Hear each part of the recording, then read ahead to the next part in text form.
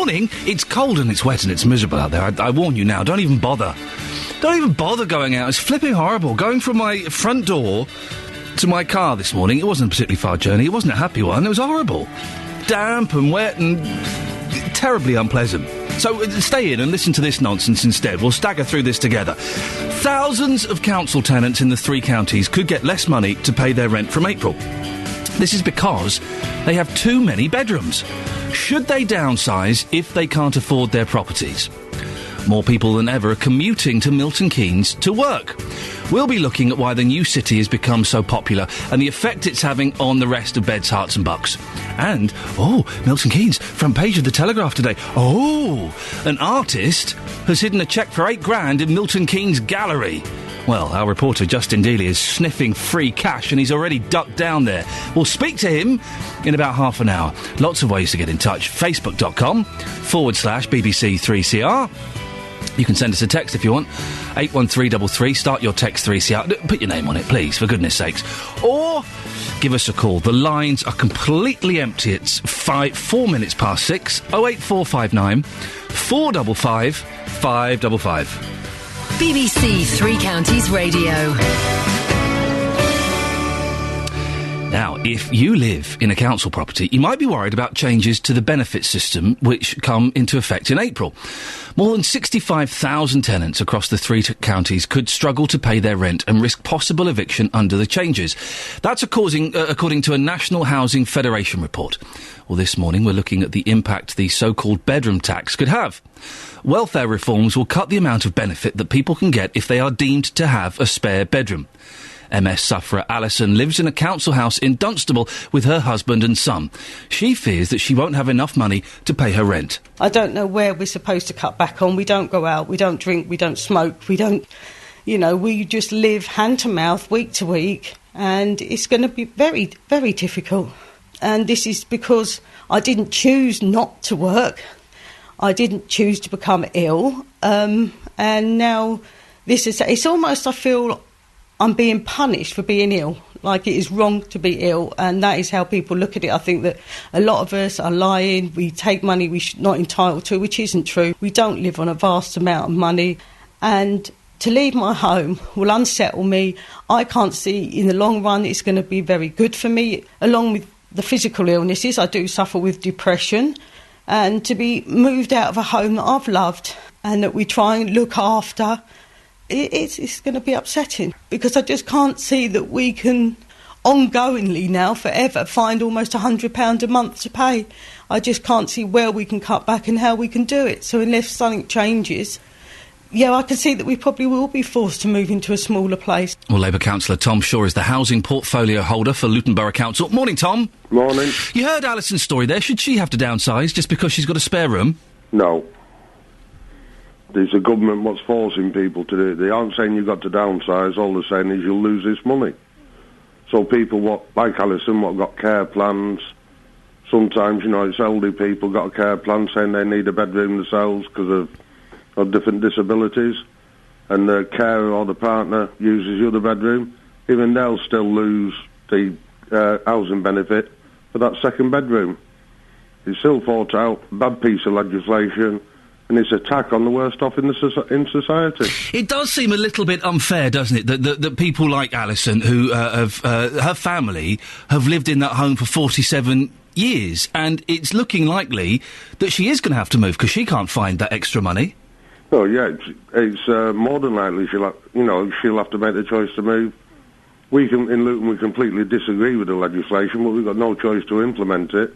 And you just got it dead right. People what have been in houses on, say, Lucy Farm for 50 years are going to be told to move. And the problem is the council for years has been building 3-bedroomed houses to take care of families, and now we've got to find hundreds. We've got over 300 applied already in Luton. We've got to find, the space and the places to build 1-bedroom properties for all these people. There are some people, Tom, who might suggest that, hang on a second, why should these people have properties that are too big for them? Perhaps they should move to free up space for families that are perhaps struggling and a little bit cramped. That there's a culture where people feel a sense of entitlement to these council houses.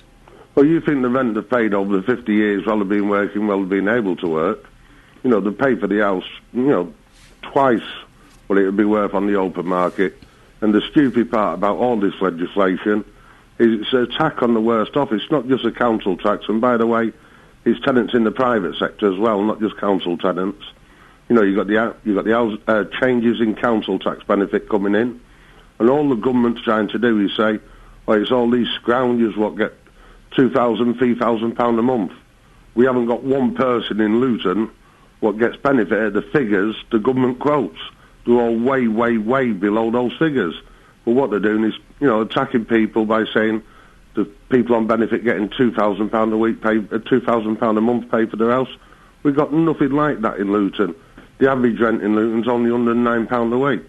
So what the government's doing is trying to confuse everyone by saying everyone's at the top of the market. They're not. They're hitting the worst off people in the worst way possible.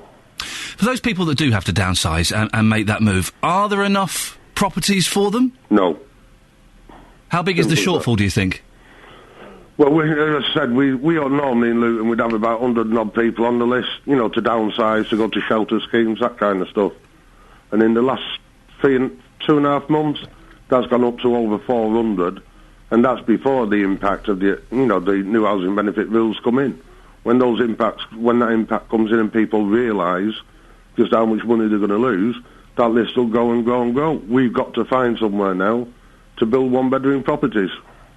Tom, listen, thank you very much indeed. Labour Councillor Tom Shaw, housing portfolio holder for Luton Borough Council. Interested in your opinion on this. What I want to hear from you this morning. Should council tenants downsize if they can't afford their properties?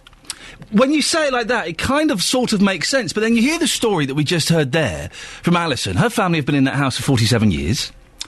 She's got MS, so moving... Listen, I'm moving next week. It's stressful for me. Imagine what it's like because you're being forced to do it and you're ill. It's going to be really stressful for her. Also, the place that she lives in, she spent a fortune, thousands of pounds, making it MS-friendly, if such a phrase exists. And I'm imagining that there are bars along the wall to help her get up and to help her walk along, and maybe an adapted bath, maybe an adapted shower. She spent a fortune making that place livable for her and functional for her. Should she have to move? 08459 455 555. Should council tenants downsize if they can't afford their properties? This should get you talking this morning. You can also go to the Facebook page and have a nice little barney with each other. Play nice, don't be rude. But go and have an argument. I know we'll get some strong opinions on this. Facebook.com/BBC3CR. Should council tenants downsize if they can't afford their properties? Morning, Iain Lee, BBC Three Counties Radio. I'm pondering this question. We're talking about this, and I don't know the answer. I really don't know the answer. I can see both sides of the story. Should council tenants downsize if they can't afford their properties? 08459 455 555. Speaking of doing ridiculous sports that could potentially end in having your neck broken, it's looking very, very likely that the dive-off, we were going to have a splash-off. Justin Dealey and I are going to have a splash-off together. It's looking very likely that's not happening. So just listen. No. I'm disappointed that we won't get some excellent content for BBC Three Counties. But in many ways, I am relieved that my son will have a fully functioning father, at least for the foreseeable future. So fingers crossed. We'll find out today whether or not it's happening. But fingers crossed, I will not be having a splash off with Justin Daly. That would be awful. We're talking about the changes to benefits, which could mean if you've got a spare bedroom, you might have to. You'll lose some of your benefits. The so-called bedroom tax. Well, Peter's in Walmer Green. Morning, Peter. Good morning. What do you make of this? Do you live in council housing? Yes, indeed. I've been in for 40-odd years. Forced of circumstances, really. Right. So what do you think about this, that people, the welfare reforms will cut the amount of benefit people can get if they have a spare bedroom? Yeah, well, it's absolutely diabolical because, for instance, people who've been lived in there some time have bought and paid for them many, many times over. There is no doubt about it. Right, but it doesn't work like that, though, does it? Maybe it doesn't. But it doesn't work like that in private housing, but it works exactly the same. There's been they don't do the same to them. I mean, well, no, they do. I think. Well, if you're still on benefits and you're in private housing, the way I understand it is you could still lose some of your money. Well, if you look at the situation overall, lots of the people who live in council housing, many of them have been child carers in their lifetime on minimum rates. Right. Now, we're quite happy for them to be thrown out of houses with memories and everything else. Yeah. But if they ask for extra money when they're child carers, oh no. Yeah. But you mean caring for their own children? No, caring for other people's children on minimum rates. Right. Because they're not going to be in a very good position at the end of the day. I think that's a tiny percentage of the people that live in council houses are child carers. They do lots of the jobs that other people don't want to do because they're on minimum rates. I always thought that a council house was a temporary property for those that were in need, and then when you kind of got yourself back together, you could go out and get your own place. Well, no, because it doesn't work like that. People never get out of the bad position they're in. Not everyone's healthy, not everyone's fit, not everyone's got the ability. They get into poor paid jobs. They're not got the money to pay for a mortgage. There's all sorts of circumstances. Now, in Luton itself, you've got 14 families that's been moved out, but you've got a housing situation there which is desperate anyway. So what do you say to the children there? There's memories in these homes. But memories can be. You can get new memories, Peter, in new homes. Listen, if you've lost your wife, like say for instance I have, and you've got memories in you where you live, there is no way you want to. I mean, I've never claimed a benefit in my life. Peter, is this changing the benefits? Is this going to affect you at all? No, I've never claimed a benefit in my life. But having said that, if you would like to inform your people just how much the rents are a week, and then say to someone, if you've lived in your house 12 years, when you're buying it, they're paying more rent than you are paying mortgage. Well, Peter, but that argument is invalid. It doesn't make any sense. You don't, just because you rent a house, whether privately or through council, for 25 years, 30 years, and it means you would have bought the house over. You haven't. You've paid rent. That's what rent is. I made the bold, brave decision to try and get a mortgage and pay mortgage. That's the way it is. You can't say, well, I'm living in a house for 25 years, I should own it. Doesn't work like that. Peter, thank you very much for your call. 08459 455 555. What do you think? Should council tenants downsize if they can't afford their properties? If you want to comment about the bedroom tax, in inverted commas as it's being labelled by us, you can go to the Facebook page, facebook.com/BBC3CR, and you'll see a picture of the scariest looking house I've ever seen in my life. It's terrifying. That's more frightening than Amityville. Or you can give us a call, 08459 455 555. Now, more people than ever are commuting into Milton Keynes to work. Latest figures estimate there were 53,000 people commuting into the new city and 18,000 travelling out. The number of commuters is expected to rise even further when the next census is out later this year. Since the new town was built in the 1960s, it's attracted big businesses including Santander, Argos, and most recently Network Rail, which has 3,000 staff working at its new offices next to the train station. So, why do businesses choose to set up base in MK? Iain Evans is the managing director of Airwatch, which came to Milton Keynes a year and a half ago. Morning, Iain. Good morning, Ian. How are you? Yeah, I'm fine, thank you. What does Airwatch do?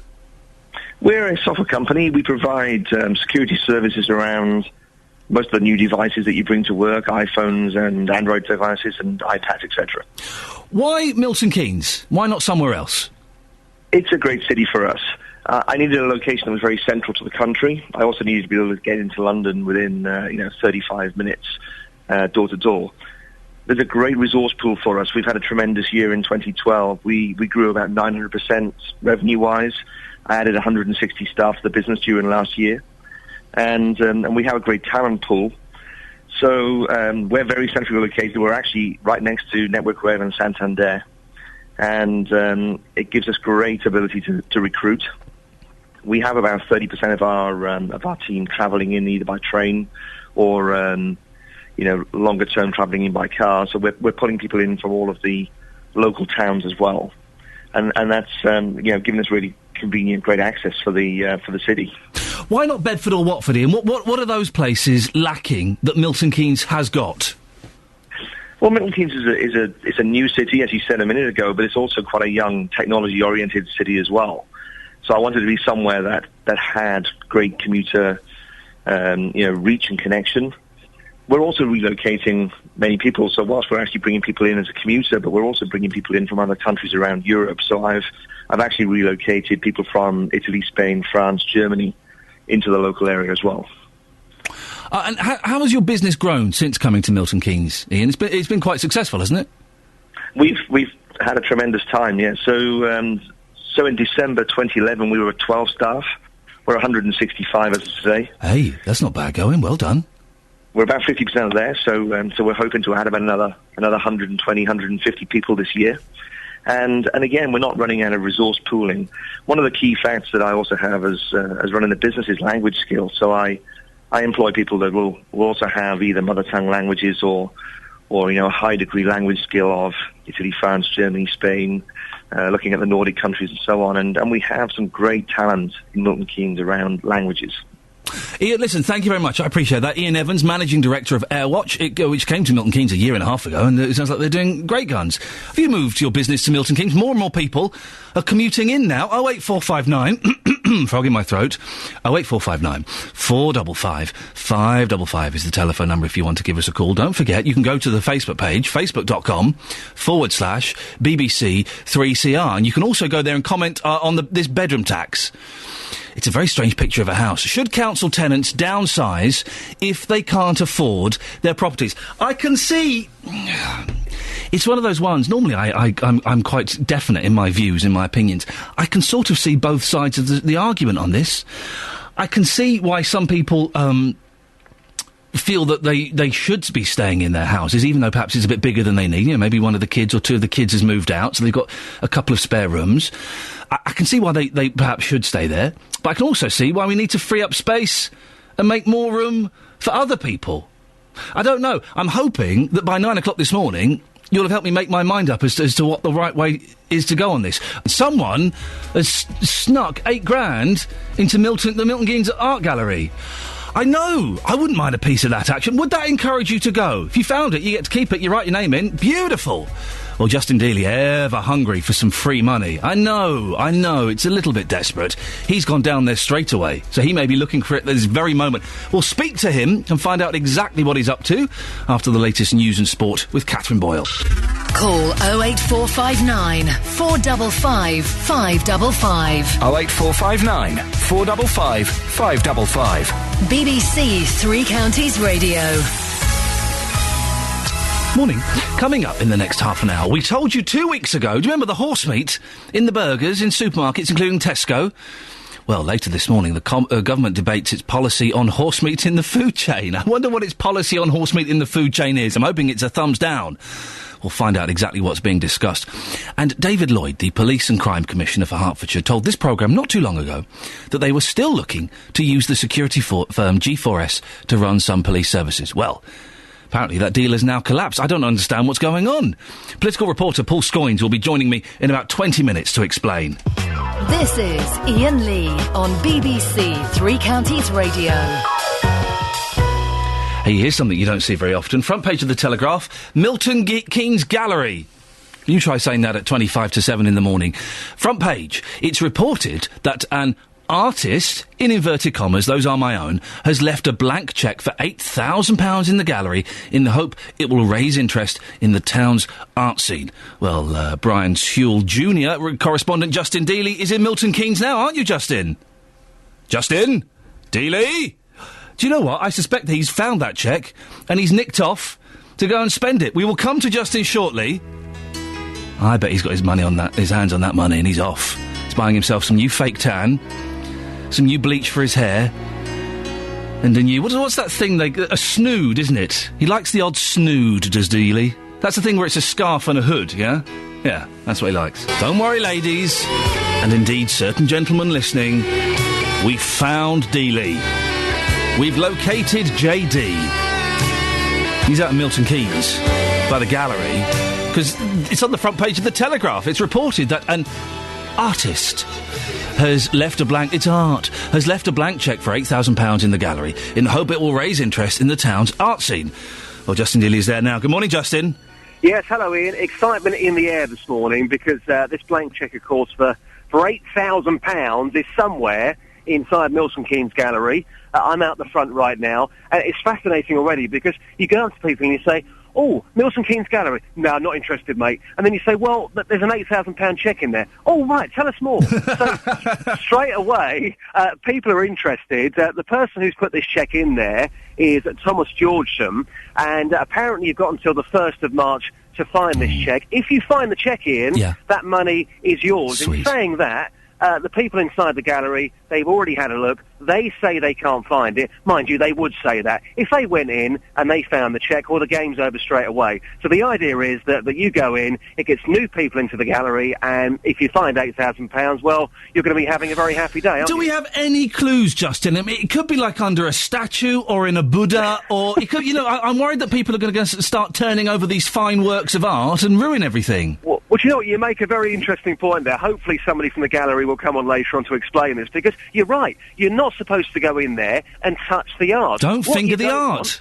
Exactly. Well, what you don't want is 2,000 chavs at midday today when this place opens, going in there and turning the place upside down, trying to find this cheque for £8,000. So we have absolutely no idea where this cheque is. All we know is that it's in there somewhere. OK, well, we're going to follow this story throughout the day, and I'll be down there about 5 minutes past 9 to help you look. If you find it, Justin, I'll split it with you, OK? Well, I've already said to you, if I find it, I'll take you out to breakfast at our local cafe, and that'll be about it, I'm afraid. Oh, thanks very much. Hey, Justin, very quickly, just going off on a slight one. It's sad news today that it's looking very likely that our splash-off isn't going to happen.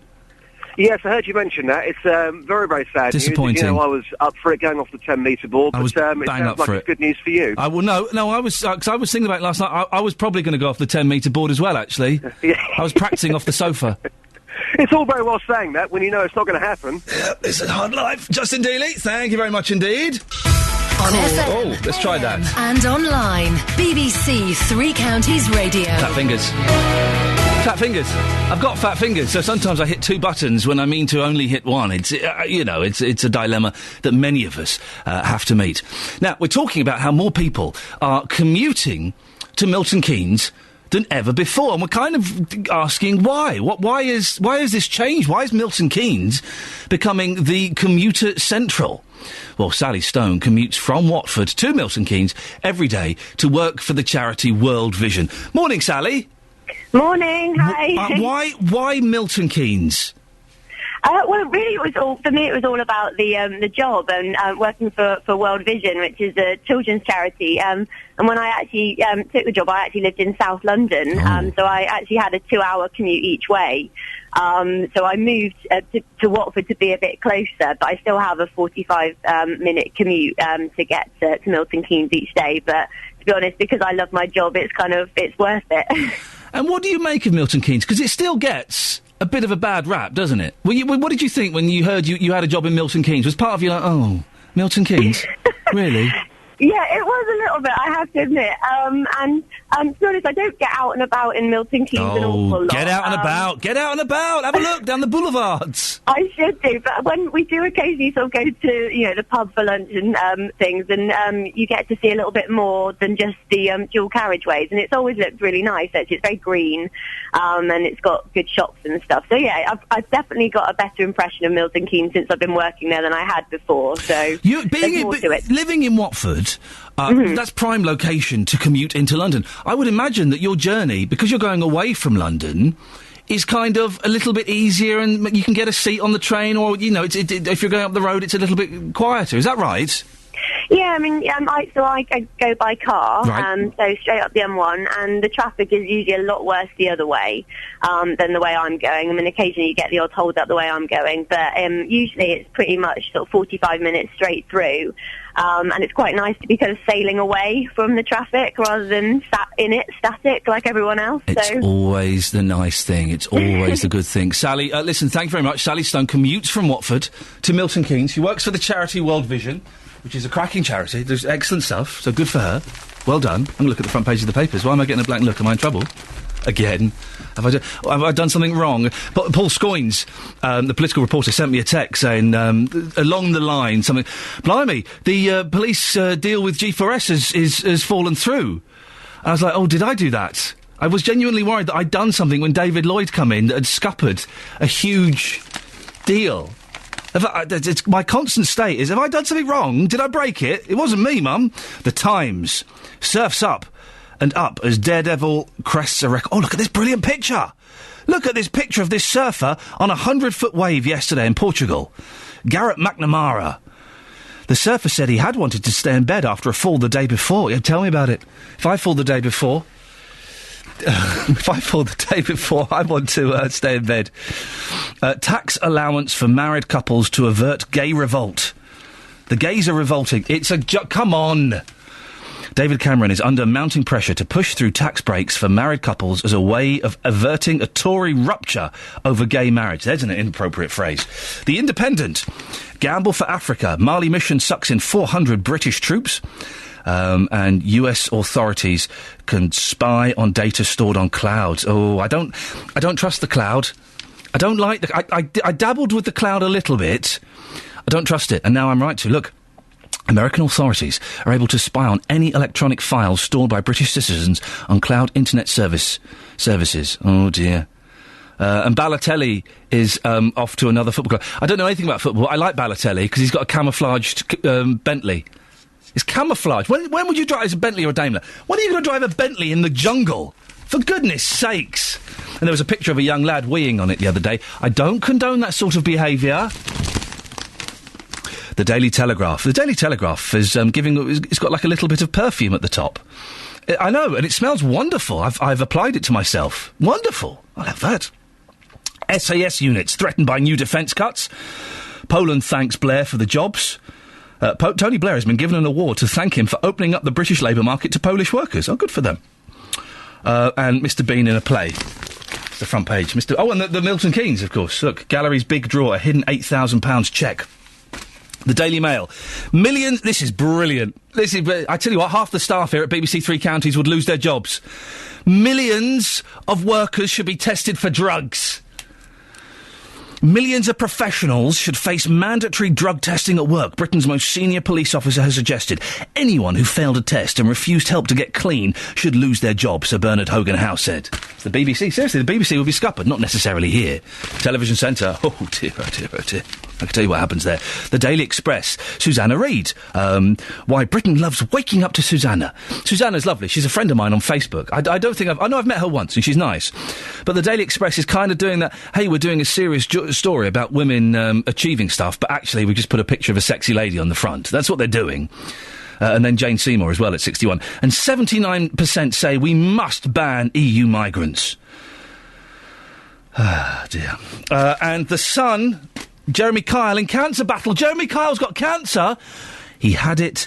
He's had the all clear, so it stopped. So no, he doesn't have it. Telly-talk show star Jeremy Kyle has been secretly battling cancer. Kyle, 47, had surgery and chemotherapy after doctors diagnosed a toxic testicular tumour. He's now had the all clear.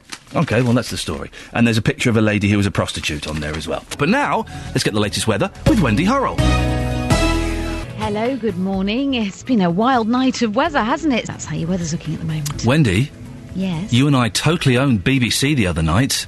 I know we did. We were on Inside Out, London version, together. I was honoured to share the programme with you. I watched it. It was very nice. I watched yours on... I didn't know I was on. I got a text from someone saying, hey, looking good on Inside Out. What? I was getting ready for bed. I had to dash downstairs and I saw the last 30 seconds of me.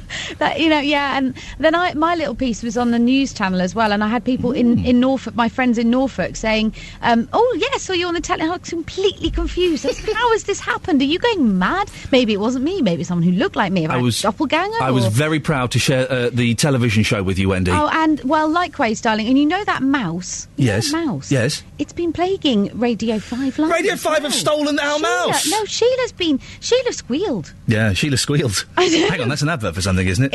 It wasn't our mouse though. It was the mouse's cousin. I mean, the whole family, frankly, is just a menace. They're terrible. We should bits of wood over their heads. What? They're mice. They're not dogs. Thank you, Wendy.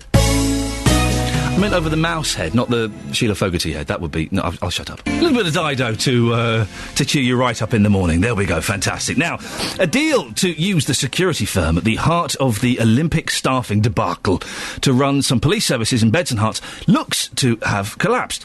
The police commissioners of Beds, Herts and Cambridgeshire met last night and discussed the deal.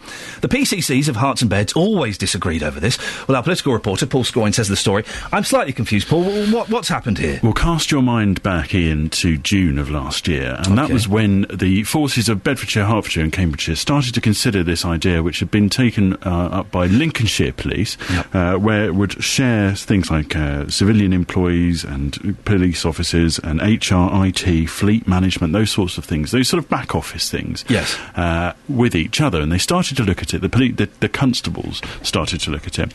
And at the same time, there was this sort of battle between the various candidates for the Police and Crime Commissioner elections, which we covered in great detail in November last year. On this station? On this Some station. may say in too great a detail. I would not. I would not be one of those. Some would say that any detail would be too much detail on that. But, but what was interesting is that the eventual Police and Crime Commissioner of Bedfordshire, Ollie Martins, was very much against it.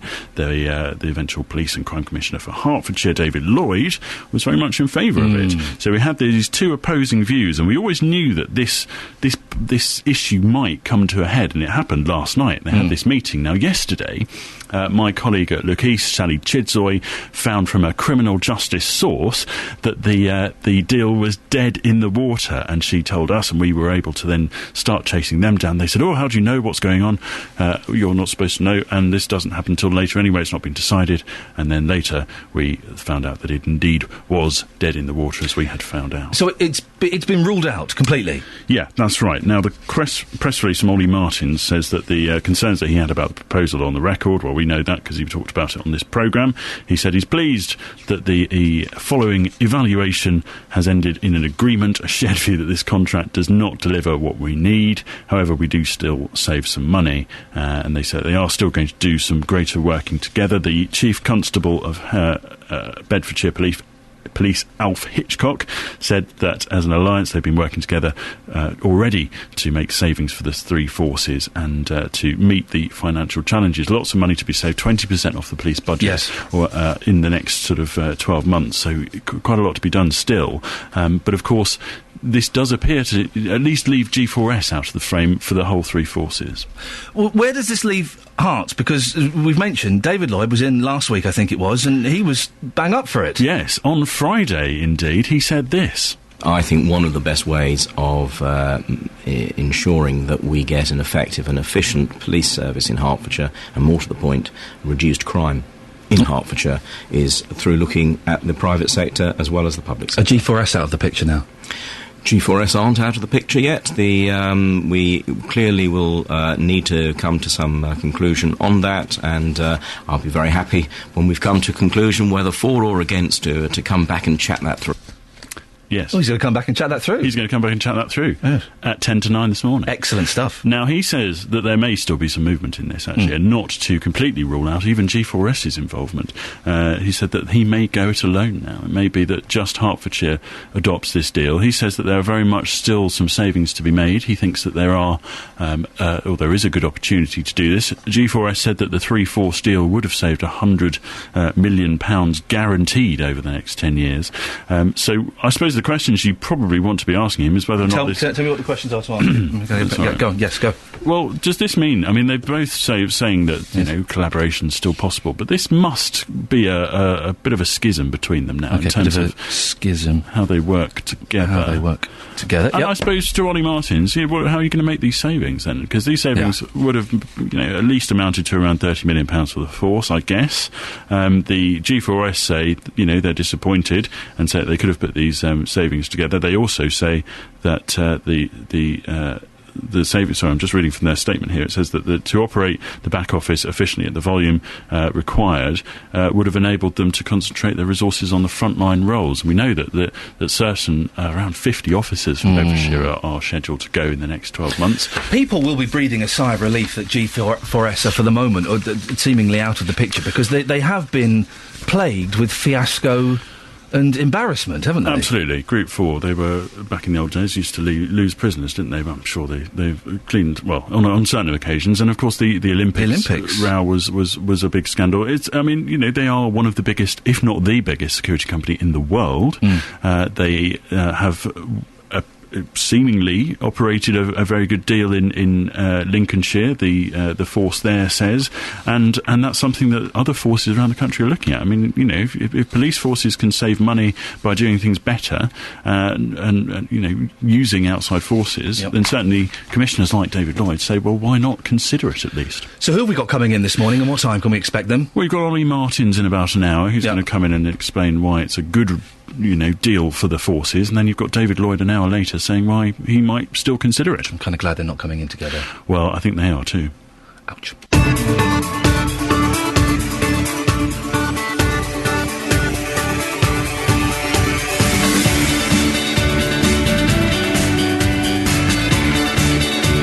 Morning, dear listener. Iain Lee, BBC Three Counties Radio. The first hour of the show is gone, and it fair flew by, didn't it? Oh, a cracking first hour. Lots coming up in this hour, though. Don't feel left out. And as always, be good for you to have your say. I'll give you the contact details in a bit. Although, to be honest, you should know them by now, shouldn't you? Really? Maybe we have some new people listening. I'll give you the benefits of the doubt. Thousands of council tenants in the three counties could get less money to pay their rent from April because they've got too many bedrooms. Should they downsize if they can't afford their properties? We'll hear from an MS sufferer from Dunstable about why she feels the system isn't fair. More people than ever are commuting to Milton Keynes to work. We'll be looking at why the new city has become so popular and the effect it's having on the rest of Beds, Herts and Bucks.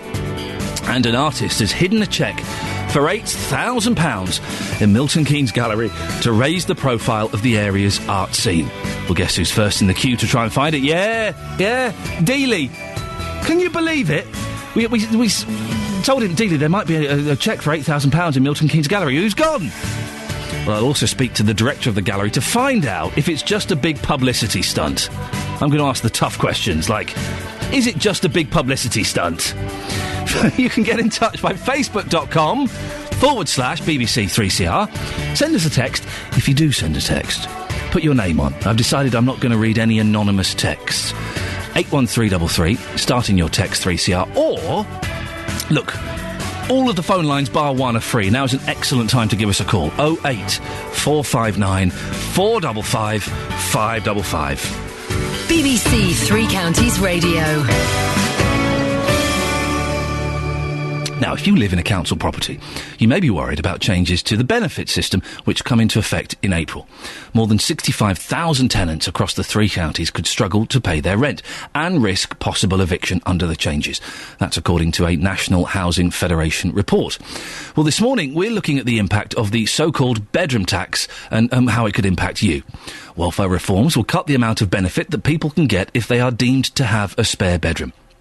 MS sufferer Alison lives in a council house in Dunstable with her husband and son. She fears she won't have enough money to pay her rent. The choice we've got is I either leave a house I've lived in for nearly 47 years, or we've got to try and make their meagre benefits stretch to pay another £96 a month. We're not sure we'll be able to manage to do this, but therefore I don't want to leave a home that has been my home for a long time, and, we've managed to keep it nice, and I don't want to have to move away. I mean, people seem to get this idea that a lot of people on benefits are on really a lot of benefit. Yes, we're lucky. We get our rent up until now. Our rent's always been paid for us, but we don't have a vast amount of money. It works out about £180 a week we get, and that is for me and my husband. That's his carer's money and my money. And when we work it out, that'd be about £24 a week we're going to have to find, and that's a bill and my electric money for the week, and it is going to be difficult. We've been told we'd have to economise, is what I got told when I went to seek advice. I mean, I don't know where we're supposed to cut back on. We don't go out, we don't drink, we don't smoke, we don't, we just live hand to mouth, week to week, and it's going to be very, very difficult. Some people might say your son could help, but it shouldn't really come to that, should it? Yes, he does, and he does help with some stuff. He does pay more than he should. Unfortunately, he's been made redundant, and he's working part-time if he can get the work. And he does help. And I suppose people will say that, but he's not in a situation to pay all of it like that they should. if he gets a full-time job, the council have already said that he will have to pay most of the rent, which is awful to think that then my son will be keeping us. And this is because I didn't choose not to work. I didn't choose to become ill. And now it's almost, I feel, I'm being punished for being ill. Like it is wrong to be ill, and that is how people look at it. I think that a lot of us are lying. We take money we're not entitled to, which isn't true. We don't live on a vast amount of money, and to leave my home will unsettle me. I can't see in the long run it's going to be very good for me. Along with the physical illnesses, I do suffer with depression, and to be moved out of a home that I've loved and that we try and look after, it's going to be upsetting. Do you see that happening? Could you be forced out of here? I think possibly, yes, we'll lose the house. We'll have to, because I just can't see that we can ongoingly now, forever, find almost £100 a month to pay. I just can't see where we can cut back and how we can do it. So unless something changes, yeah, I can see that we probably will be forced to move into a smaller place. And, you know, do I want to... I want a place where there's a garden. We've got a little bit of garden here I can get out into. My illness is a progressive illness. There's chances it will get worse. We could be moved anywhere where I don't know anyone, but if this goes through and we have to pay that extra money month after month, which is putting us below the poverty line, I can't see that we'll be able to stay. And it would be difficult to relocate you to bed and breakfast if it came to that, if a property wasn't available. Oh, most definitely, yeah. I mean, anywhere I go, I need a wet room. I can't do stairs, I need a stair lift. I say that's the physical. I suffer panic attacks. I don't leave the house on my own. I don't mix with people unless I know who they are, they're safe to mix with. To be put in an environment like that, if it come to that, I'd rather not be anywhere. I couldn't do that. Well, that's reporter Ewan Duncan speaking to Alison, who lives in Dunstable. We can talk now to Claire Asprey, who's the National Housing Federation's East of England lead manager, the organisation which has been researching this issue. Morning, Claire. Good morning. How common is Alison's situation? Have you heard from other people also worried about what's going to happen? Absolutely, and we know it's very common indeed. I think it's really important to focus on the bedroom tax is going to affect council tenants and housing association tenants of working age, that's below retirement age, and that's going to affect around a third of working age council and social housing tenants. So it's a big problem, and particularly for disabled people, because about 2/3 of the people affected by bedroom tax are disabled households. And although there is some money to help with that transition from the government, it won't go anywhere near the amount that's needed to make up the difference for everybody. And so what we're trying to do is make sure that people are aware of this is coming in and help them to seek the support that they need. Explain exactly how it works, Claire, for those who are a little bit confused by this term bedroom tax. Okay, so it's called the under-occupation penalty, and what it means is that if you're living in a council or housing association property, the rules that apply in the private sector already will then start to apply from April to those households. And it means that you need only one bedroom for each adult or couple. For a child under 10 can share with any other child under 10. Children over 10 of different sex can have a room of their, like a separate room, if you like, but children of the same sex should be able to share up to the age of 16. So, for example, if you're in a three-bedroom house, you've got twin boys of 15, you're pretty sure your house is full already, I should imagine, with two teenage boys, but actually you've got a spare bedroom, for example, under these rules. You might not think you've got a spare bedroom, but you have. And this is also going to impact, for example, where disabled people need a separate room for a disabled child, or a separate room for a carer, or they need separate rooms because of health reasons. That doesn't sort of come into the rules. There's no exception for that. And it also impacts on people who have foster children, because foster children don't count when it comes to counting children. Oh, don't they? You might have a house full of foster children, right, but they don't actually count even if their bedrooms are being used. So again, it's going to impact upon foster carers as well. If tenants can't pay their rent, Claire, is this going to lead inevitably to evictions? Well, we've been talking to social housing landlords, and we've published some report last week. And about over 80% feel that bedroom tax is going to impact on them and on their tenants.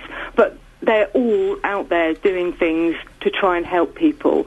So for a long time, they've been out there trying to help people with budgeting, with banking, and making sure that they can help to move people, and the housing associations are already starting to move people because of this.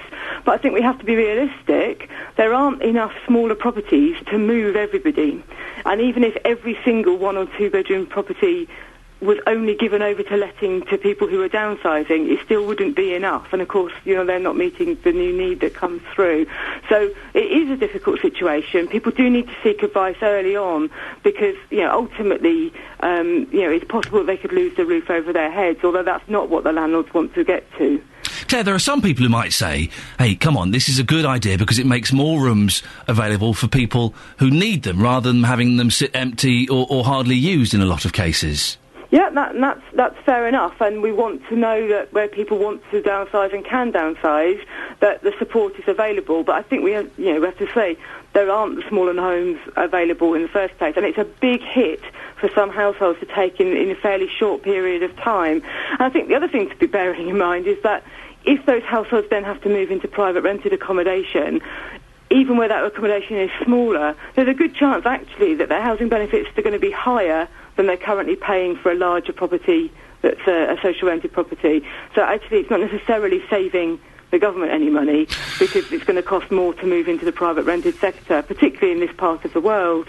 Claire, finally, you've raised awareness of this issue and you're continuing to do so, but can your organisation wield any influence on this legislation, or is this too late now?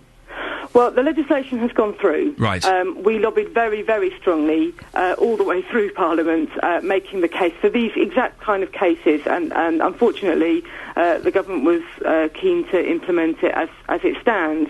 But we are actually tracking the impact, and we will continue to make the case that there are a lot of examples, particularly for disabled households, example where the house has been adapted for their needs, where this just isn't a very sensible policy. It would cost a lot more to help those people move and then adapt somewhere else. OK, Claire, we have to leave it there. Claire Asprey, National Housing Federation's East of England lead manager.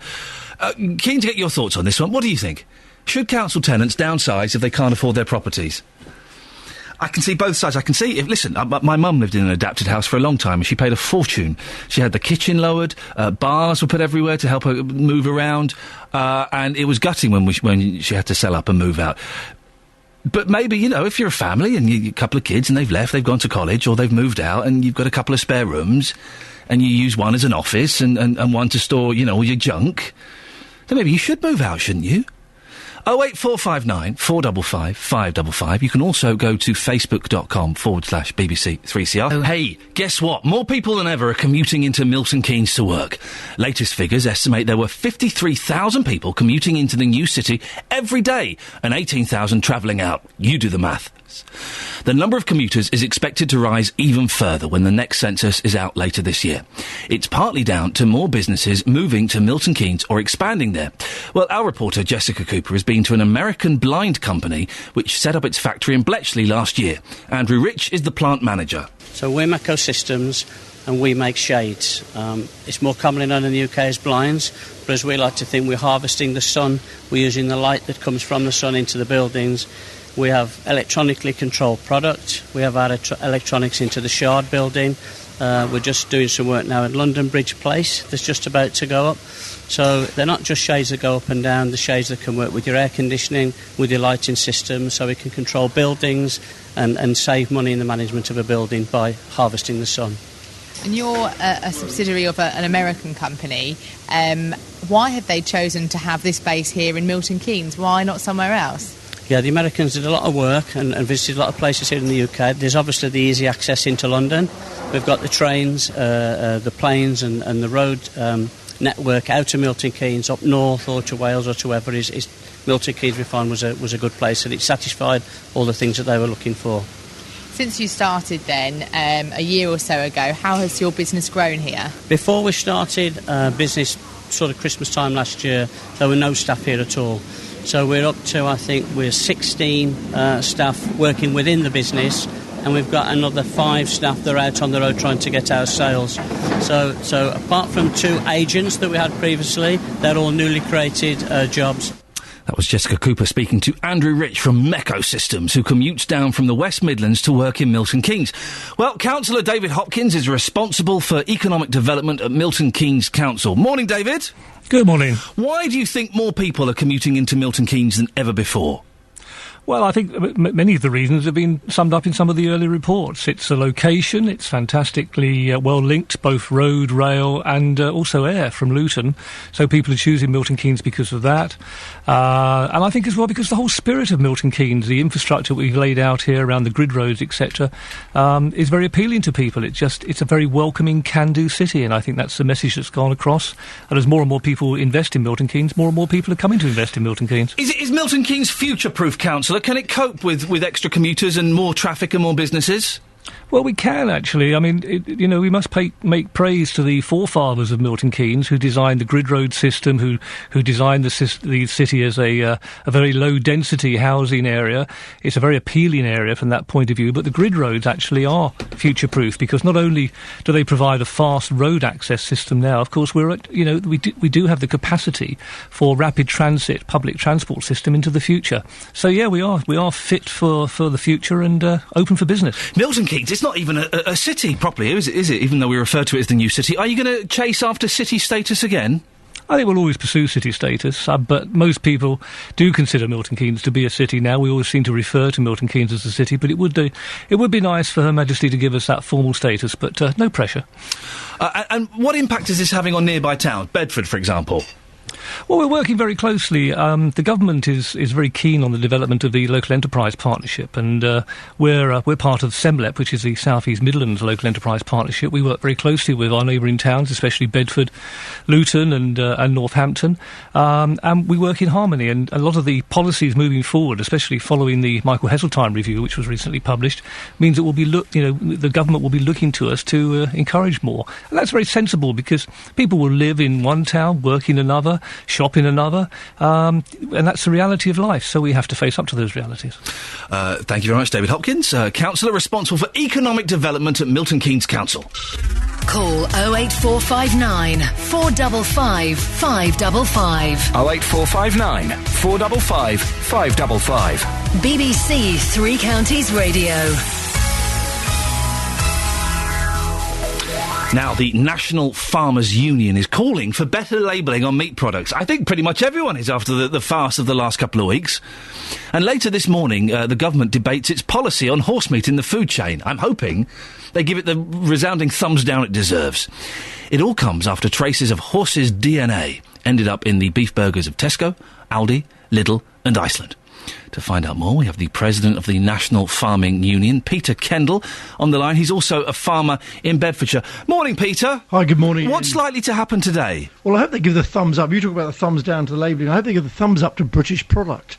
And what we want is more clear labelling of British products. I want more traceability through the supply chain. I want retailers to be loyal to British farmers. We've put so much regulation on our farmers. For them, retailers to go and scavenge the world for cheap product because they've got this race to the bottom for the cheapest burgers or sausages they can sell, that's just bad for British farmers and it's bad for consumers as well. There's no chance this dirty horse meat comes from Britain then? It's foreign muck, is it? Well, look, you're being very emotive in your language. Horse meat's a premium product in parts of Europe, and it's a good source of. But yeah, but not when it's in your beef burgers. Look, I think the fact that people are being deceived is outrageous, and we've got to make sure that doesn't happen. So there's no chance that horse meat came from British. All the work done so far is absolutely clear. This has come from other parts of Europe where horse meat is much more traditional in diets. Has anything like this ever happened in the past, Peter? No, but look, we've had food scares. One of the reasons why we ratcheted up the regulation on British farmers is we had the ghastly BSE scandal in the 1990s, which caused all the exports to be banned from Britain. We were seen to be the bad boys of Europe, and this is all to do with the rendering of animal protein in feed. And it caused us to really raise our game. That's what annoys farmers. We're inspected regularly. We have, as I say, all these regulations to meet. And then we find this sort of thing going on. And what we don't want is consumers to lose confidence in the standards we meet here in the UK. There are some people, though. Listen, I don't eat meat, but my wife does, and we are lucky enough that when she buys meat for her and the boys, she goes down to the local butcher's and gets a nice fresh chop or whatever it is. But there are some people who can't afford to do that, and they do rely on these economy burgers and these economy sausages, don't they? Absolutely, and look, all I do know is in these straitened times, people are having to make their pounds and pennies go further. My point is, get clear labelling, explain to people what's going on. If you're making up a burger with, other vegetable fillers or whatever, put it on the label, let people know what's going on, and that way, clear labelling, country of origin labelling, where it's been processed, be honest, and then, I accept and I understand that we're all having to make the pounds go further. As the president of the National Farming Union, what do you want to see done, Peter? What's your ideal situation here? Well, look, there's a debate there's the EFRA Select Committee meeting just to look at what went wrong. I want retailers to work with farmers for the long term, put in, relationships, partnerships where they say, you keep these chickens and we'll buy them off the end of the day, and we're going to worry about what feed costs, and we're going to work with you to make sure welfare's improved. Long-term partnership with retailers that reward British farmers fairly, not excessive returns, just make sure they have a fair return for the longer term. Peter Kendall, thank you very much. President of the National Farming Union. Well, we'll follow this story, and as it progresses, 08459 455 555. Across beds, hearts and bucks, this is BBC Three Counties Radio. We've been talking about this so-called bedroom tax. That's not the official title, obviously. It's a media thing that makes it a little bit easier to understand. Basically, if you're getting benefits or help with your rent, then you might have to pay a little bit more if you've got what is classed as a spare bedroom. Nick in Hitchin says, if you have a council house and have too much room, you have to downsize. But if you're an MP, you can have two houses. Whether you pay rent for council accommodation or rent privately, there is always the chance you may have to move. And Sharon says, it's ridiculous that retirement-age people are going to be exempt from the bedroom tax when they are the very cases where there is often just one person living in a family-size house. Front pages of the newspapers, is it? Yes, it is. Oh, it is. The Independent. Gamble for Africa. Mali mission sucks in 400 British troops. Here we go again. PM heads for Algeria amid warnings that conflict in region could, get this, drag on for years. Britain's growing military commitment to Mali and West Africa is likely to exceed 400 troops within a matter of weeks, prompting fears of mission creep and cross-party criticism that UK forces are being sucked into a Vietnam-style conflict without a defined exit strategy. Exit strategy. I remember when we went into Iraq the last time, and then was going, we've got an exit strategy this time. Oh, yeah, no, we've got an exit strategy this time. We didn't have an exit strategy. That's basically knowing how to get out. The Times. Tax allowance for married couples to avert gay revolt. David Cameron is under mounting pressure to push through tax breaks for married couples as a way of averting a Tory rupture over gay marriage.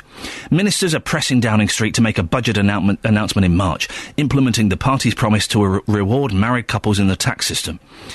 Cabinet sources told The Times that George Osborne should act sooner rather than later, and that the budget would be a good time to placate an awful lot of people.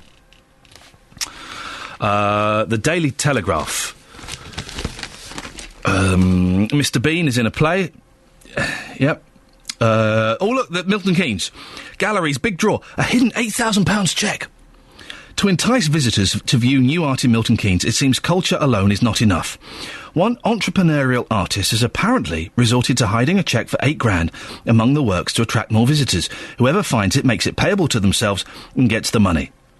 Thomas Georgeson has placed an advertisement promising that it will remain hidden somewhere in the public spaces of Milton Keynes Gallery. I bet it's in the loo. I bet it is in the cistern. Did you used to hide things in the cistern when you were young? I saw how you do it in a film. You wrap it in a plastic bag. It's how you hide guns and guns and drugs in toilets. I never hid guns or drugs. I would hid toys and things. What was I doing watching films like that as a child? You tie it in a plastic bag and leave it in there. That's the way. The Express. 79% say we must ban EU migrants, and there's a picture of Susanna Reid. And the Daily Express is kind of doing it as a, hey, look, we're doing a story about a woman that's being really successful. You're not. You've put a picture of a hot woman on the front page, and you're... The Daily Mail. Sex probe comic star 70 weds fiancé 34. And millions of workers should be tested for drugs. That would be very effective here. And The Sun, Jeremy Kyle doesn't have cancer, and there's a picture of a prostitute with some sunglasses between her boobs. That's the front pages. On FM, AM and online. BBC Three Counties Radio. Morning, Iain Lee, BBC Three Counties Radio, 7:32.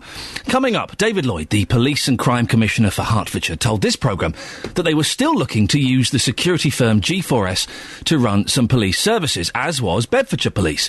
Well, now it looks as if the deal has collapsed. What's going on? The Police and Crime Commissioner for Bedfordshire, Ollie Martins, will be joining me in the studio in about 20 minutes' time, and we'll speak to David Lloyd just before 9 o'clock. Now, there's the story that's on the front page of some of the newspapers. It's being reported that an artist has hidden a blank cheque for £8,000 somewhere in Milton Keynes Gallery. Thomas Georgeson has apparently put it there in the hope it will raise interest in the town's art scene. You've got until March the 1st to find it. Well, Anthony Spira is the gallery director. Morning, Anthony. Good morning. You're on the front page of, what is it, The Times or The Telegraph? The Telegraph this morning. That's exciting, isn't it? It is exciting. I haven't seen it myself, but I'll definitely get a copy when I get out. You're under Mr. Bean.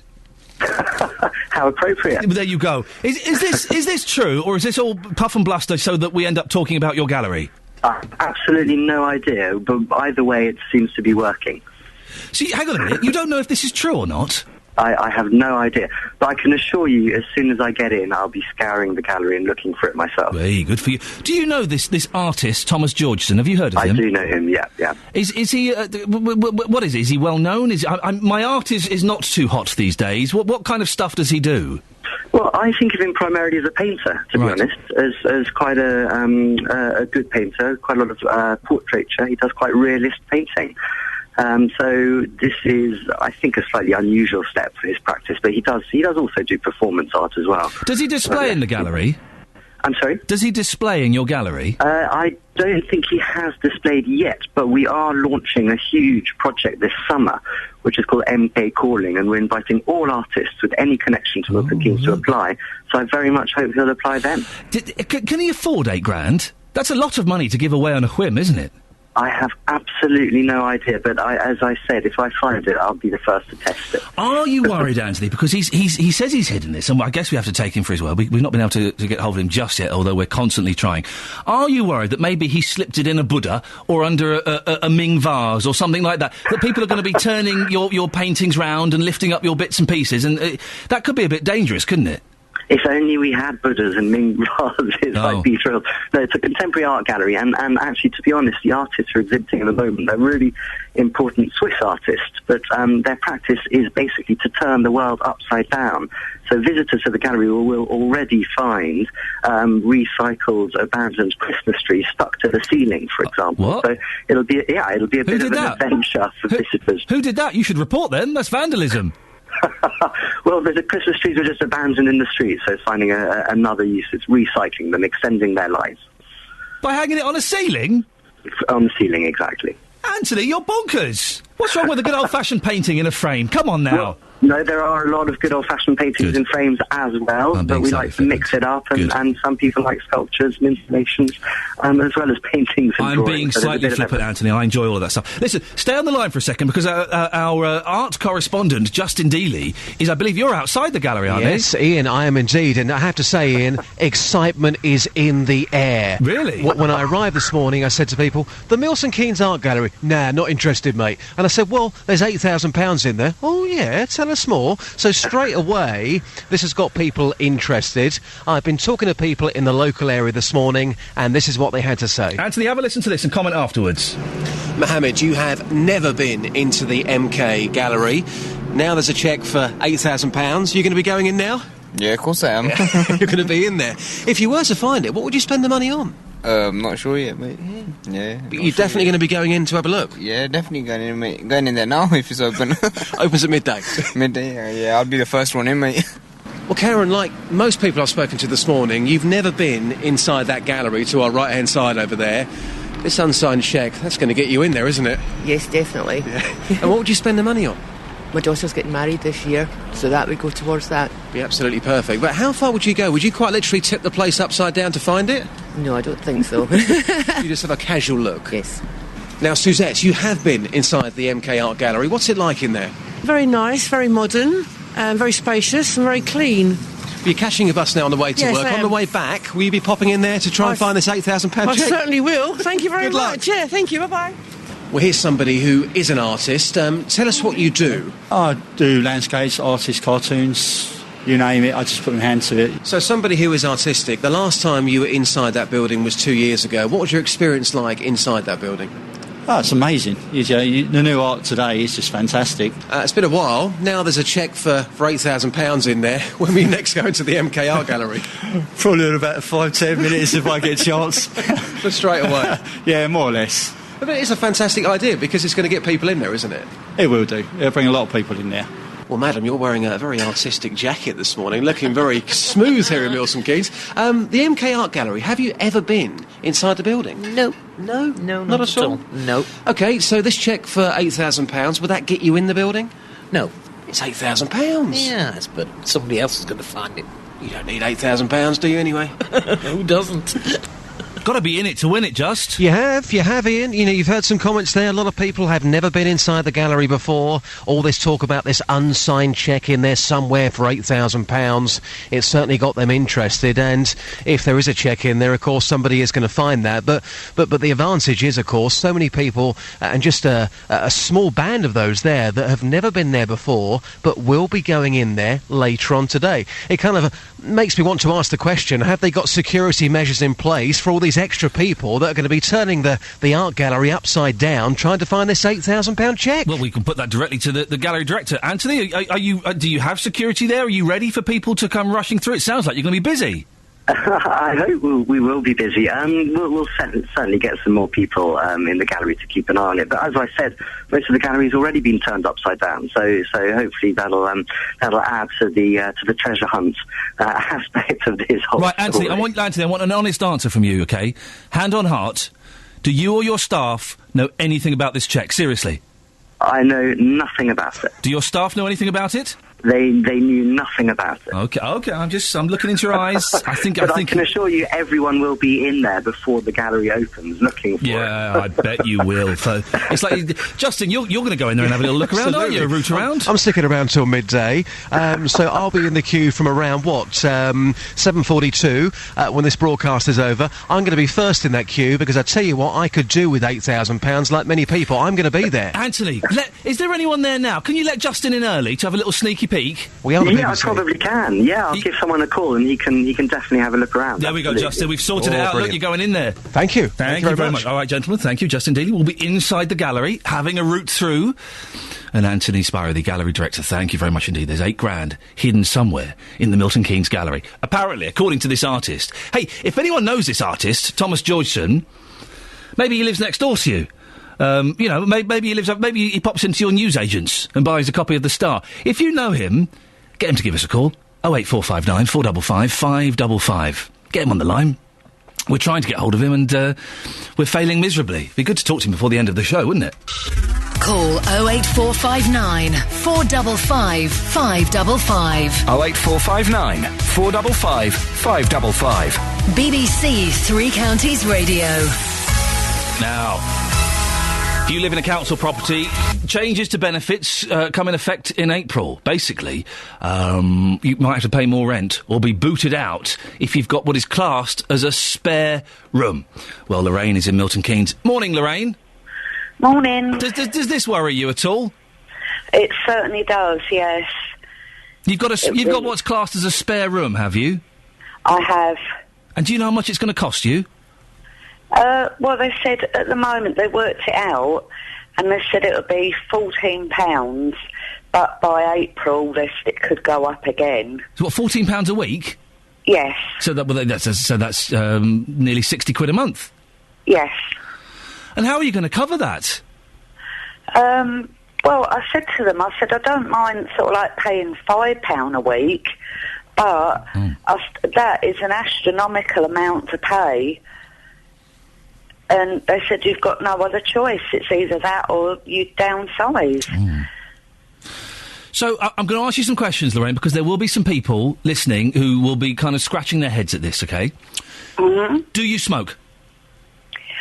Well, yeah, but only a small amount. Aha. How much do you spend on fags a week? About £10. Do you have Sky? Yes, yeah. How much do you spend on Sky a month? That's £22. It's the minimum package. I've got the minimum package as well. There's your money. If you didn't smoke and you didn't have the Sky, because we don't need it, there's your money, Lorraine. You've covered it. You're sorted. Yeah, well, I suppose so, yeah. Because, listen, I'm not saying you should necessarily do that, but there will be people listening going, well, hang on a second.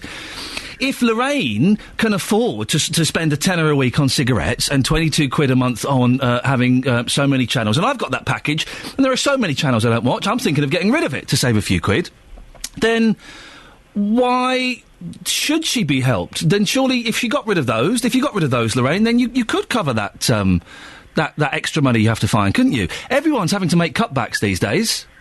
Yeah, but I don't wish to be funny. No, go on. But there's an old age pensioner that I know. Now, he's got a 5-bedroom property. Right. And he's exempt from paying. He said the only way they'd get me out of here is to carry me out in a box. Oh, blimey. So he said, I'm not giving up my place. And I said, so how many bedrooms have you got?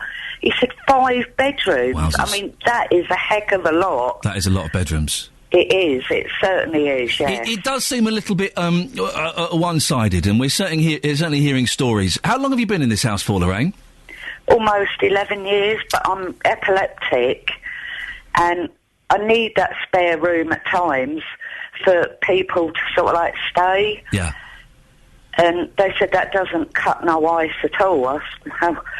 So you've spoken to the council about this. Has it been a frustrating experience? Well, it certainly will. I mean, I have panic attacks. Yeah. And because mine is Housing Association. Yeah. And when I went to see them, I said, well, I got this place because I lived with my mum all my life, and I was a carer for her. I stayed temporary succession of the other place and exchanged. But I'm secure where I am. Yeah. And I have people that help me if I'm ill and things like that, and I'm frightened. It's going to be a heck of a upheaval if It's a stressful thing, Lorraine. Listen, we've got to leave that. It's a stressful thing moving. Listen, I'm moving next week through my own choice. I'm already having anxious dreams. Lorraine, in Milton Keynes, thank you. Got to find an extra 60 quid a month to cover that. On the other side, she spends a tenner a week on cigarettes, 22 quid a month on Sky. There are some people that would say those are luxuries, and that would, if she got rid of both of those things, and hey, listen, the free sat, there's so many channels you can get for free these days. I'm thinking of getting rid of my package, saving a few quid. Any sympathy for someone like Lorraine? Now, a deal to use the security firm at the heart of the Olympic staffing debacle to run some police services in Beds and Herts looks to have collapsed. The police commissioners of Beds, Herts and Cambridgeshire met last night and discussed the deal. Well, the PCCs of Herts and Beds always disagreed over this. Ollie Martins, the Bedfordshire Commissioner, joins me now. Morning, Ollie. Morning, Ian. We were just saying Twitter was ablaze with you last night. Yes, everyone got very excited by this. Seems to be quite a lot of interest in the G4S development. Yeah. So basically, what happened last night? What was decided last night?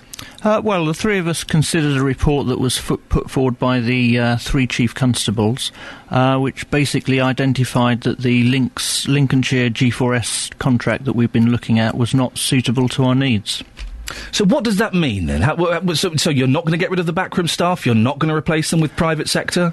Well, it means that we're not going to get G4S in, together with the other subcontractors that they were looking at, to run things like human resources and finance and estates. So those functions won't be going to G4S, which had been the proposal that we were looking at. So they're going to remain in-house, or they could possibly go to be outsourced to another company? Well, this is where we're now going to have some interesting discussions between the 3 PCCs. What would you like to see happen? Philosophically, I prefer public services that are delivered by public servants. The Conservative philosophy of the other two PCCs is probably a bit different from that. So we're going to have some discussions, and we're probably all going to have to be a little bit pragmatic. But I think the thing to remember is what unites us is we're all trying to do the same thing, which is provide the best police service possible for the public out there and do as much as we can to protect the front line at a time of difficult finances in the police service. You were against G4S. I know that David Lloyd wasn't necessarily against G4S. Were you the one, the kind of sticking point?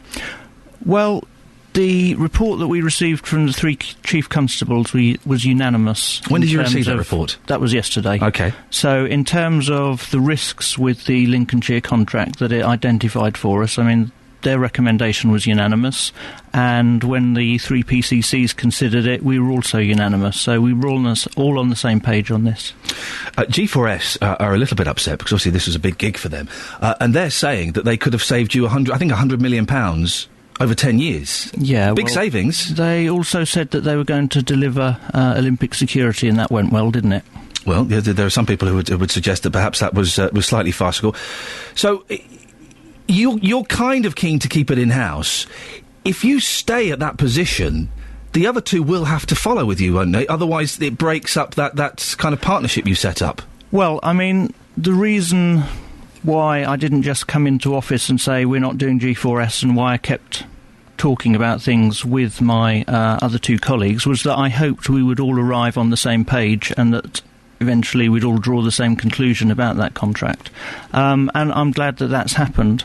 And the reason that I stayed in the room is because I value what the strategic alliance between the three forces has achieved. And that's why I will stay in the room and keep talking to my other two colleagues, and why, I think with a little bit of give and take, we should be able to find a way in which we can carry on getting good things out of the strategic alliance. Are you saying there is no chance that this alliance between the three forces could break down?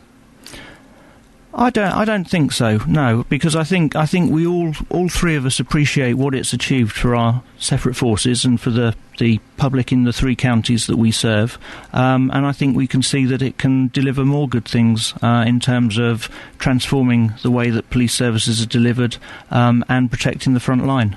I don't know how this works. Maybe you can explain. Have the police forces spent money on investigating the prospect of G4S coming in? And if so, how much? I don't know those figures, and obviously that would be shared between the three forces. I mean, staff time has certainly been put into it, but it hasn't. I mean, it's not gone to waste. I mean, if nothing else, it has allowed us to benchmark our services and provide us with some information that we can use in terms of how we now go forward. But what I mean, would it be thousands, hundreds of thousands, millions? How much you must have a rough idea of what's been wasted on this. Well, like I say, I don't think it's been wasted. And I mean, the other thing to remember is that this G4S contract was only one option, and that work on what's called option 10 has been proceeding alongside it in Bedfordshire. And I've got to say that the way that the staff have engaged with that in terms of carrying out fundamental reviews of why we do what we do and how we do it, a lot of good work has been going on at the same time. But so you don't know how much money was spent on the investigating G4S? I don't have a precise figure, no. Rough figure? No. I mean, is it hundreds of thousands? Is it millions? This is. I don't think it's going to be millions. Hundreds of thousands? I mean, this isn't the sort of level at which I'm involved on a day-to-day basis. Right. Okay. So you don't know if the police have spent hundreds of thousands of pounds investigating It G4S? wouldn't. Like I say, it's not. You're going to use some resource and spend some money investigating what is the best way to deliver these services. Of course you are, but I'm just trying to get a rough figure so that because I know that cuts are being made throughout the police force and people are losing their jobs, and I do think that people would be interested to know that you say that G4S did a pretty poor service at the Olympics. That was last year. If it's been ongoing for another 6-7 months after that, this investigation, and it's cost hundreds of thousands of pounds, then people would rightly, I think, say, well, look, that's a waste of money. There is between the three forces a collaboration team. And that collaboration team does a number of things, amongst which was looking at the G4S contract. But the other things it looks at are all the services that have already been collaborated and all the services where collaboration is ongoing. So that team is there, and their job is to drive this collaboration process. So, they've been doing other things alongside the work that they've been doing on G4S. Okay, where are you going to make savings? Because savings have to be made, don't they? Well, we're going to make savings, I anticipate, through closer collaboration on the things that we've been looking at, like estates, like human resources, and like finance, potentially. Is there a worry? I mean, we're only a couple of months into the job, and already there are disagreements. Is there a worry that this is the way that politics are creeping into how the forces are run? Because we were promised that politics wouldn't be a part of this. I think you're getting it completely wrong. Go on. And that actually there was, we've all arrived on the same page, and that there is quite a lot of consensus. We're all sensible. We know that we come from different philosophical positions, but we know that there are strong advantages to working together. And, I think that's the way in which we'll now proceed. You're looking into raising council tax as well, and Herts is freezing its precept. What do you feel about that? Well, Herts elected a Conservative PCC, and they're big on keeping taxes down. You just said it's not politics, and then you've just... The next thing you've mentioned he's a Conservative. No, the point I'm making is that people have made their decisions in the respective counties. Right. And that's what you get when you make those decisions. I mean, that doesn't mean that we can't work together on things where it's makes sense for us to work together. It's interesting, isn't it, though? You did just say that politics nothing to do with this, and then the very next thing you said he's a Conservative. Yes, but that's what happens at elections, isn't it? Different candidates with different priorities get elected. So politics is a part of it? Well, it's part of the discussion, but once the election has taken place, politicians of different shades then have a responsibility to work together, and I've been very encouraged. I mean, Bedfordshire is a very diverse county with very diverse politics. You've got a very strong Labour council in Luton, you've got a very strongly Conservative council in Central Beds, and a Lib Dem mayor in Bedfordshire. And I have a cross-county brief, and I need to be able to work with all of those people. And that's what I'm determined to do. 2 months in, are you enjoying the job? Is it what you expect it to be? Yeah. No, it's very good. It's hard work, but it's a real privilege. It's fascinating to watch. I mean, this is history is being made. We are watching a new position kind of evolve and grow, and all of this stuff. It's fascinating to watch and see how it happens. Is it what you imagined? Yeah, I think so. I think I was close enough to politics to know what to expect. Okay, listen, thank you very much for coming in. Always nice to see you. Ollie Martins, Bedfordshire Commissioner. 08459 455 555 is the telephone number if you want to give us a call. You can, of course, go to facebook.com/BBC3CR. BBC Three Counties Radio, first for news. Here's a question. Oh, yeah. Is art Christmas trees hanging upside down from the ceiling, which is apparently on display at Milton Keynes Gallery, or is it pictures of ladies with a little bit of knocker showing in a frame? Doesn't it depend on what it's saying? What's a Christmas tree upside down saying? Well, maybe it's talking about commercialism and... I don't know, I've not seen it. Ooh. Have you seen it? No, but I can imagine what a Christmas tree on a ceiling looks like. I know, but it's the way it's done. Idiot. I thought that's the whole point. Idiot. Oh. Go away. My bit now. It's my bit now. I like it when Catherine Boyle tries to get all arty and clever and fails. Morning, Iain Lee, BBC Three Counties Radio. I think I've woken up at last. Sorry, the last 2 hours were good, but I would say a little bit sluggish. That's my fault, not yours. Not yours, my fault. I've woken up. I've had a strong coffee. Ooh, I've got a nice buzz going. A caffeine buzz. Yes, I know. Let's rattle through this last hour, shall we? It's packed full of good content, good enough to make a sandwich out of. Thousands of council tenants in the three counties could get less money to pay their rent from April because they have too many bedrooms. Should they downsize if they can't afford their properties? We'll hear from a Letchworth man who says he's had great difficulty downsizing. It's been reported that an artist has hidden a cheque for £8,000 in Milton Keynes to try and raise the profile of the area's art scene. The director of the gallery has told this programme he's got no idea if it's in there. Well, we persuaded him to let our art correspondent Justin Dealey in to have a look around. If he finds it, he's going to buy me breakfast at the local Greasy Spoon. Oh! And the Office of Fair Trading will today publish the findings of its review of petrol prices in the UK. I'll tell you what, it's well expensive. We'll preview what's going to be said. Facebook.com/BBC3CR.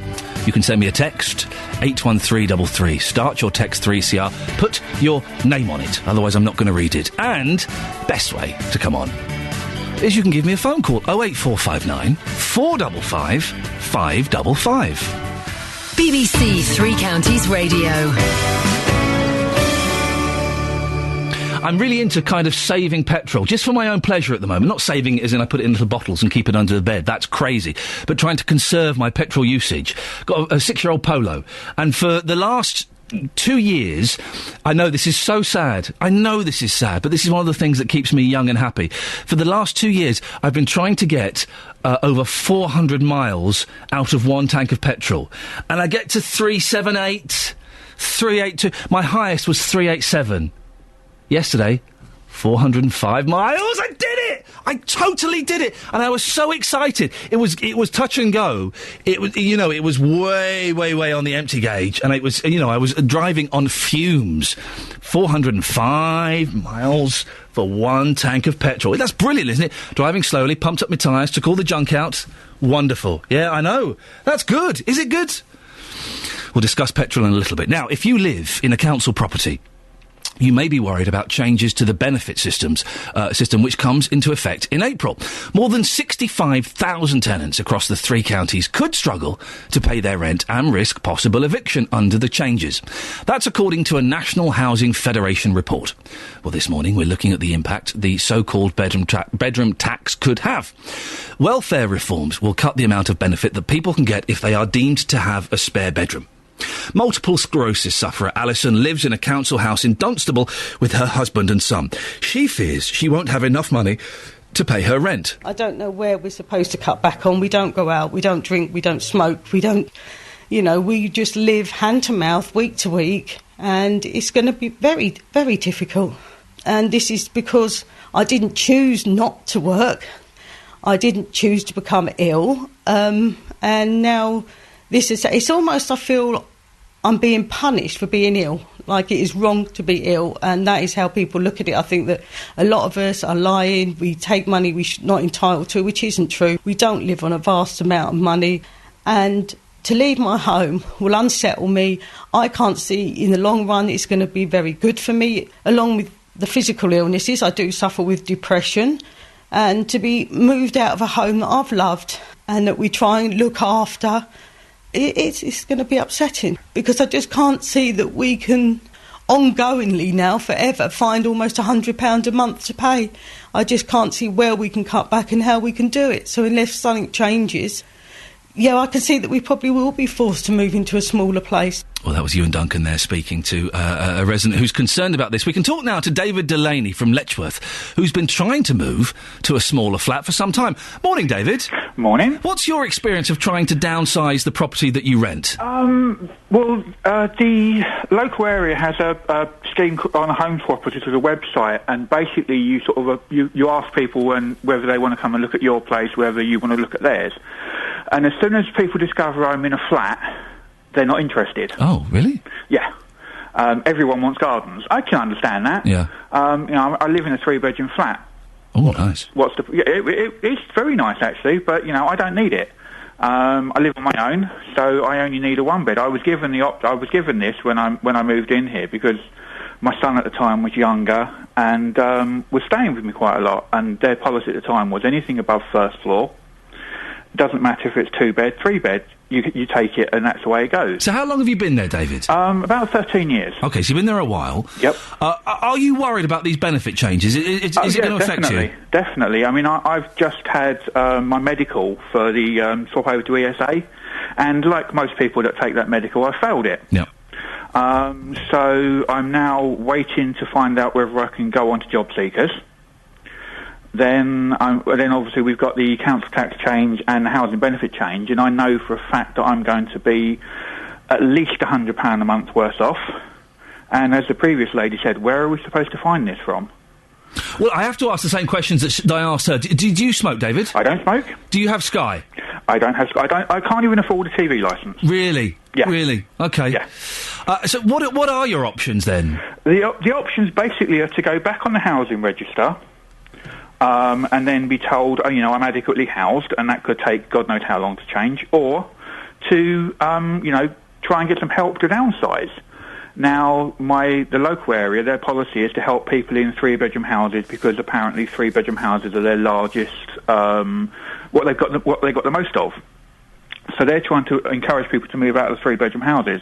Problem is a lot of people in the three-bedroom houses are over the age where the benefit changes are going to affect them. Right, so they're not affected by these benefit changes, so they won't have to pay for their spare rooms. Yeah. They don't have to move. They're sort of in their 60s and whatever. They don't have to move because they're not affected by it. I would have thought a three-bedroom flat... I would have thought there would have been people banging down your door to get a three-bedroom flat. Is it a dump or something? Do you live in a dump, David? No, it's a nice place. It's very nice. I'm surrounded by greenery. People just say, "Oh, it's too many floors," or they find it's like a lot of places. You live on an estate, and everyone else thinks that estate's horrible. Yeah, it's not. I grew up in London on council estates in London. Around here is nothing like that. Yeah. And people say that, and they hear it, and then suddenly they're not interested anymore. I mean, I think I've been on Home Swapper for about 5-6 years, and I think I've probably had less than 10 people come and look. And sorry, this Home Swapper thing, is this run by the council? It's not actually run by the council, but they've got an agreement that they pay the fees for council tenants. And so, and the council, just to clarify, what exactly have the council said when you've spoken to them about your concern about this tax and the fact that you want to get out? Basically, they turned around and said there's not a lot they can do because at the moment their policy is to assist people in three-bedroom houses. Oh, that's useful, isn't it? It is, isn't it? So you're going to end up spending £100 a month extra, minimum, and there's nothing the council can do to help? No, not at the moment. Hopefully they're changing their policy, but that might not be till May or June. How is this making you feel, David? Very happy. Not. I'm literally getting to the point where I'm contemplating, as a joke to people, moving into my garage because at least it's cheaper. Oh, blimey. Well, David, don't do that, for goodness sake. David Delaney, thank you very much for that, from Letchworth. Three-bedroom flat? I would have thought people would have been, unless, he says it's a very nice area, nice flat. Three-bedroom flat, fantastic. He can't get out of there. Going to end up paying at least £100 a month extra. He's concerned. 08459 455 555. Emily, you're in Aylesbury. You're in support of this bedroom tax, are you? Yes, I certainly am in support of it. Tell me I'm why. aware of a number of people whose children have now grown up, flown the nest, and they're still living in quite large council properties with a spare 3 bedrooms. Right. I do know of, obviously, there are lots of people on the council waiting list that are bidding weekly and cannot get into properties, and they've got children who are sharing bedrooms, 3 children in 1 bedroom. So, yes, I am definitely in support of it. What about some of the stories we've heard, like David just there, who is going to get penalised, even though for the last 5 years he's been trying to downsize? And we also heard earlier from Alison, who's got MS, and her house has been completely modified to cope for her condition. She's going to be penalised, isn't she? Yeah, exactly. And there will be cases whereby people won't be able to, they would be better to stay in the property. It's going to cost more money. It wouldn't be cost beneficial to actually move them to a smaller property. And in cases like that, if I was to work for the council, I think maybe they should be looked at on a case-by-case basis and perhaps kept in the property instead of moving them. Also with David, I didn't really hear the full conversation, but why would he be penalised? Well, because he's going to have to pay the extra money because he's got 2 spare rooms and he's been trying to move out. Yeah, and I think as well then, things that I think perhaps the council needs to then have a look at cases like that, and perhaps if they've been trying and been on a waiting list for over a certain period of time and have been actively bidding, then perhaps they should hold off on the penalising of Emily, finally, I don't know if you heard, we spoke to Lorraine earlier on. She's going to end up paying just under £60 a month extra because of this tax. But she smokes and she's got Sky. Have you got any sympathy for her at all? None at all. I'm a single working parent. I've been on the council waiting list for many years, and I am a teacher, and I'm unable to pay for Sky. I do not have money to smoke, pay for Sky, and go out every weekend. So, absolutely no. OK, Emily, thank you very much indeed. Well, later on, JVS will be continuing to talk about bedroom tax on his phone-in. He'll be with me in a couple of minutes to tell me exactly. I can see him waltzing down the corridor. I'll pop in a minute and tell us exactly what he's banging on about today. Let's get banging on. How rude. Let's get the travel news now. Here's Alan. Well, listen, you've done it privately. I have to ask you to do it on air. Could I please have your Justin Dealey impression? My Justin Dealey impression? I'll do my Justin Dealey if you do yours. Okay, you do it. You do yours first. All right, girls, right. I've got a cracking story. Stop everything. I've got a cracking story. Basically, what's happening down at Milton Keynes is you see what's going on there. They've got all these geezers there. And what I'm going to do is I'm going to go down there, bish, bash, bosh, wallop. He's not Kerry Pollard. Hi, Kerry Pollard. Well, you do your impression of him. You got to with Justin. You got to get the teeth. Because there's always that kind of, you've got to get that kind of, he's got teeth, prominent teeth, right? That's Cliff Richard. I'm going to tell you something, right, and I'm not even lying about this, right? This is serious. No, seriously, this is the truth. It's that kind of tone, all right? If anybody, for the next, seriously, between now and 9 o'clock, we're having a Justin Dealey impersonation competition. If anybody wants to phone in and impersonate Justin Dealey, 08459 455 555, you will be given priority on this show, whatever we're talking about, even if we're talking about Milton Keynes. Really? Yeah. Anybody can come on and do an impression Anybody of Justin. can come on and do an impression of Justin, 08459 455 555. Sony Gold. It will be. I'll be tuned. I like your shirt. Thanks very much. Yes, I like this as well. Could I have it? So I bought no. Rude. What's on your show this morning? Coming up on the Big Phone this morning, picking up on this bedroom tax story you've been discussing this morning. It's interesting, isn't it? I'm asking, should council tenants with spare rooms be forced to downsize? The National Housing Federation fears changes to the benefit system will leave more than 65,000 council tenants in the 3 counties struggling to pay their rent. Well, from 9 today, I want to hear your views on this. Do you think council tenants who do have a spare room, should they be forced to downsize? And I'm sure the government would argue, well, hang on a minute, we're not forcing people to downsize. Well, you are really, aren't you? I mean, if somebody's living on benefits, and if they've got benefits that just about pay their way, and suddenly you say, oh, well, you've got to pay £13 extra a week out of those benefits, and you've not got £13, what are you going to do? You're going to have to move out, aren't you? So it is being forced. But is that a positive thing? From 9, I want to hear your views on this. 08459 455 555. Should council tenants with spare rooms be forced to downsize? We'll discuss it from 9. I'm anxious to find out why you're smiling. What's come through about Justin? Two things. You said something, and I thought I didn't really register because I didn't really listen. When I did my Justin Dealey impersonation, you said I sounded like Kerry Pollard. Oh, I meant Vicky Pollard. Paul Scoynes, political reporter.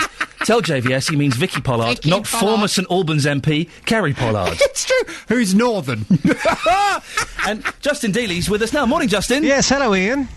All right, Josh. Yeah, all right, James. How's all everything right. going there, Josh? Yeah, it's going all right. Yeah, it's going fine, thank you. Yeah. Fine. All right, girls, I've got this cracking story. What's going to happen is I'm going to go dive in, bish bash bosh, wallop. Have you two quite finished yet?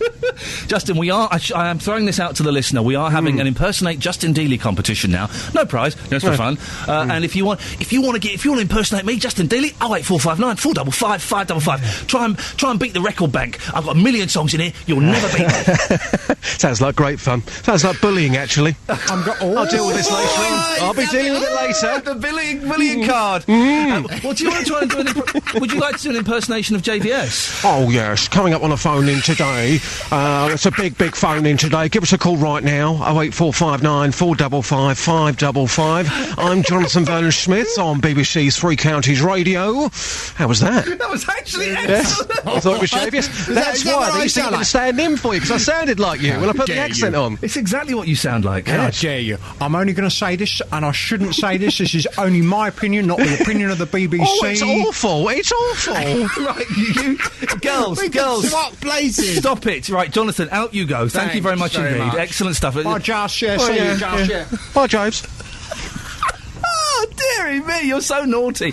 Now, the reason that we've got Justin Dealey on the line is because the director of the Milton Keynes Gallery has told this programme he's got no idea if a cheque for £8,000 is actually hidden in the building. It's been reported that artist Thomas Georgeson put it in there yesterday in the hope it will raise interest in the town's art scene. Sorry, you've got until March the 1st to find it. Well, our JVS impersonator correspondent Justin Dealey, you've been at the gallery since 6:30 this morning, and you promised you're going to buy me breakfast from the greasy spoon round the corner if you find this cheque. If I find this unsigned cheque for £8,000, I find it fascinating that the people here know nothing about this. It's on the front page of the Telegraph. Everyone is talking about this morning. The idea is quite simply to get people through the doors, because if you've got no interest in art, you're not going to go in there. But if somebody says, hang on, £8,000, what do you think about that? That's going to get you through the doors in the first place. But a number of people very sceptical about this as well. I've been getting views locally here this morning, and this is what people have had to say. Well, Cheryl, we can see the Milton Keynes Art Gallery just over there to our left-hand side. Have you ever been inside the gallery before? No, I haven't. Never before. OK, this cheque of £8,000, it could be yours. Will you now go to the gallery? I will go and have a look. Yeah. It opens at midday. Does it? You're going to be first in the queue? Hopefully. And you got your daughter with you today. Yeah. What would you spend £8,000 on, apart from buying me a drink? Disneyland. That would be a magical holiday. It would be, yeah. Well, Matthew, some people are very excited about this, but you don't think this cheque exists, do you? Well, it's not that I don't think it doesn't exist, it's just a massive ploy that it might not exist. It could just be a way of bringing people in. So when you finish work then, you won't be rushing across to the art gallery? Probably not. I'll probably be going out in bed. I've been up since 3, I've been here since 5. Well, what about later in the week? Can we go later in the week? Possibly. Yeah. Depends. It depends on the hype. See how big the buzz is before, you know. OK, Tony, the MK Art Gallery, just over there to our left-hand side. Have you ever been inside that building? No. There's a cheque, an unsigned cheque for £8,000. Will you now go inside that building? If I've got time, yes. And what would you spend the money on? Probably on the house, yeah. And a few beers? Yeah, a couple of beers, yeah. So if you find time, you're in there today, if not tomorrow. Yes, definitely. What was interesting, that fellow getting all existential and Schrödinger there. I'm not saying that cheque doesn't exist, I'm just saying that there's a possibility it doesn't exist. Brilliant! Absolutely fascinating. Apparently this cheque is inside the building. You have until March the 1st to claim it. The first person who finds this unsigned cheque gets to keep it. And £8,000 is a lot of money. Have you been in there, Just? I have been in there. Okay. The actual art gallery itself opens at midday. Yeah. I was the first person through the doors, and let me tell you something, the staff had to come in to open this place early. Good. They looked very arty. They certainly weren't happy. They had to come into work early. When you say they look very arty, yes. Were they wearing glasses and had funny haircuts? Is that what you mean? Glasses, had a very cool little tash as well, an unusual jacket. These are arty types. An unusual jacket? Yes, an unusual jacket. What does that mean? Well, do you know what? I tell you something. I saw this person in Costa Coffee earlier on, and I said to him, "Can I talk to you about the art gallery?" And he said, "I work there. I'm going to let you in." And I said, "You know what? I thought that was you because you look arty. You've got an unusual jacket." So I was the first in the building. I was in there a few moments ago, Ian, and I spoke to Simon, and this is what happened. OK, Simon, we're in a very dark room here. I can see a few people kicking cans. I can see a lorry on a motorway, and I saw a pussycat in an underpass a moment ago. Simon, what on earth is going on in this room? Welcome to the gallery. We're in a room of videos by the Swiss artist Eric Hattan. He works with his partner, Sylvia Bashley. So this is a collaborative exhibition. But in this room here, we've got 5 or 6 different videos that Eric's made. Some are from around the world, and some are kind of videos from Milton Keynes, particularly some of the underpasses and the market in Milton Keynes. Is this really art, though? I think art is whatever you make it, really. I think Eric's really interested in just kind of exploring the world around him, and there's the very kind of simple little actions that you kind of come across every day that you might not think is art, but once it's in the context of a gallery, then it does become art. OK, just lastly, I know that your communications manager is on the way. You know nothing about this cheque of £8,000, do you? Absolutely nothing at all. No, we only really found out yesterday, actually, from something on the Telegraph online. Yeah. So, yeah, that was the first So thing. you know nothing at all? Absolutely nothing at all. I'm now going to go have a look. Simon, thank you very much. OK. That was Simon. So, Ian, a black pussycat in an underpass on a big TV screen with some weird music in the background. Apparently that's art. I love stuff. I do love stuff like that. I love modern art with the videos and the silly... I think it's wonderful. Yeah, some would probably disagree, but... you think an unusual jacket is arty. What you can tell them a mile off, can't you? Come on. You can tell them a mile off! Oh, dear. Oh, dear. Did you find the cheque? Am I going to get a free breakfast out of you? Do you know what? I'm about to go back into the building because, as I mentioned there with Simon, the communications manager, he is very, very high up. That person... They are on their way right now, and I'll be looking around the building. I've had a look on the bottom floor, and apart from seeing a few videos, I couldn't really see anything that may resemble a cheque. Of course, the staff here are still saying, we know nothing about this. This cheque has been placed into this gallery by Thomas Georgeson. So, Thomas, if you are listening, again, we need to hear from you. He is saying there is a cheque in there somewhere for £8,000. Ian, I'm going to be going back in very, very soon. I'm not going to sit here in the radio car. There's £8,000 at stake. week. I'm back in there very soon. Get in there, fella, and you let us know if you find it. Oh, I will. I'll have hash browns, please. Thank you very much. Paul Scoynes, who's political correspondent, and also quite arty, said, of course, what would be the proper art thing to do would be for whoever found the £8,000 to burn it on the steps of the gallery, KLF style. Now, that is art. 08459 455 555. Dealey or no Dealey is what we're playing today. If you can do an impression of Justin Dealey, then good for you. There's no prize. Just phone up and do it. It seems that everyone has their impression of Justin Dealey. 08459 455 555. And knowing there's a cheque, we think there's a cheque, unless it's a double bluff, for £8,000 in there. It's signed. All you've got to do is put your name in and cash it. Would that make you go to that art gallery? To be honest, I think I might pop along, because it sounds like that. I do love all that modern art. Videos of people being silly and walking. I saw a great one. It was a fella, it was in like the Arctic or something, walking in front of one of those icebreakers, one of those ships that breaks through the ice. And that was it. And it was an hour of him walking in front of an icebreaker. I didn't watch the hour, I watched 3 minutes and then got bored. But I love stuff like that. I think it's wonderful. Christmas trees upside down, go on. I'll have some of that. I mean, I could do that. Well, while she's doing the news, I'm hoping that Catherine Boyle will be rehearsing her Justin Dealey impression, as I will be playing Dealey or no Dealey with her after the latest news and sport. And that's your latest news and sport. More from me at 9 o'clock. Playing Dealey or no Dealey. Who can do the best Justin Dealey impression? We've all got one. We've all done it when he's not in the office. So, Catherine Boyle, could I please have your Justin Dealey impression now? All right, Kath, I'm off down to Petty Station for some cream eggs and some Marley Lights. Do you want one? That is definitely a Dealey! On FM, AM and online. BBC Three Counties Radio. If you want to have a go, I think that's the best one. Dealey or no Dealey? Can you do a Justin Dealey impression? 0845. I wish I'd thought of this at 6 o'clock. That'd have been the whole show. 08459 455 555. Other bits and pieces coming up before 9 o'clock and before JVS. The Office of Fair Trading will today publish the findings of its review of petrol prices in the UK. We'll preview what's going to be said. And David Lloyd, the Police and Crime Commissioner for Hertfordshire, has told this programme on Friday that they were still looking to use the security firm G4S to run some police services. Well, it now looks as if that deal has collapsed. He'll be with me in about 15 minutes' time to explain exactly what's going on.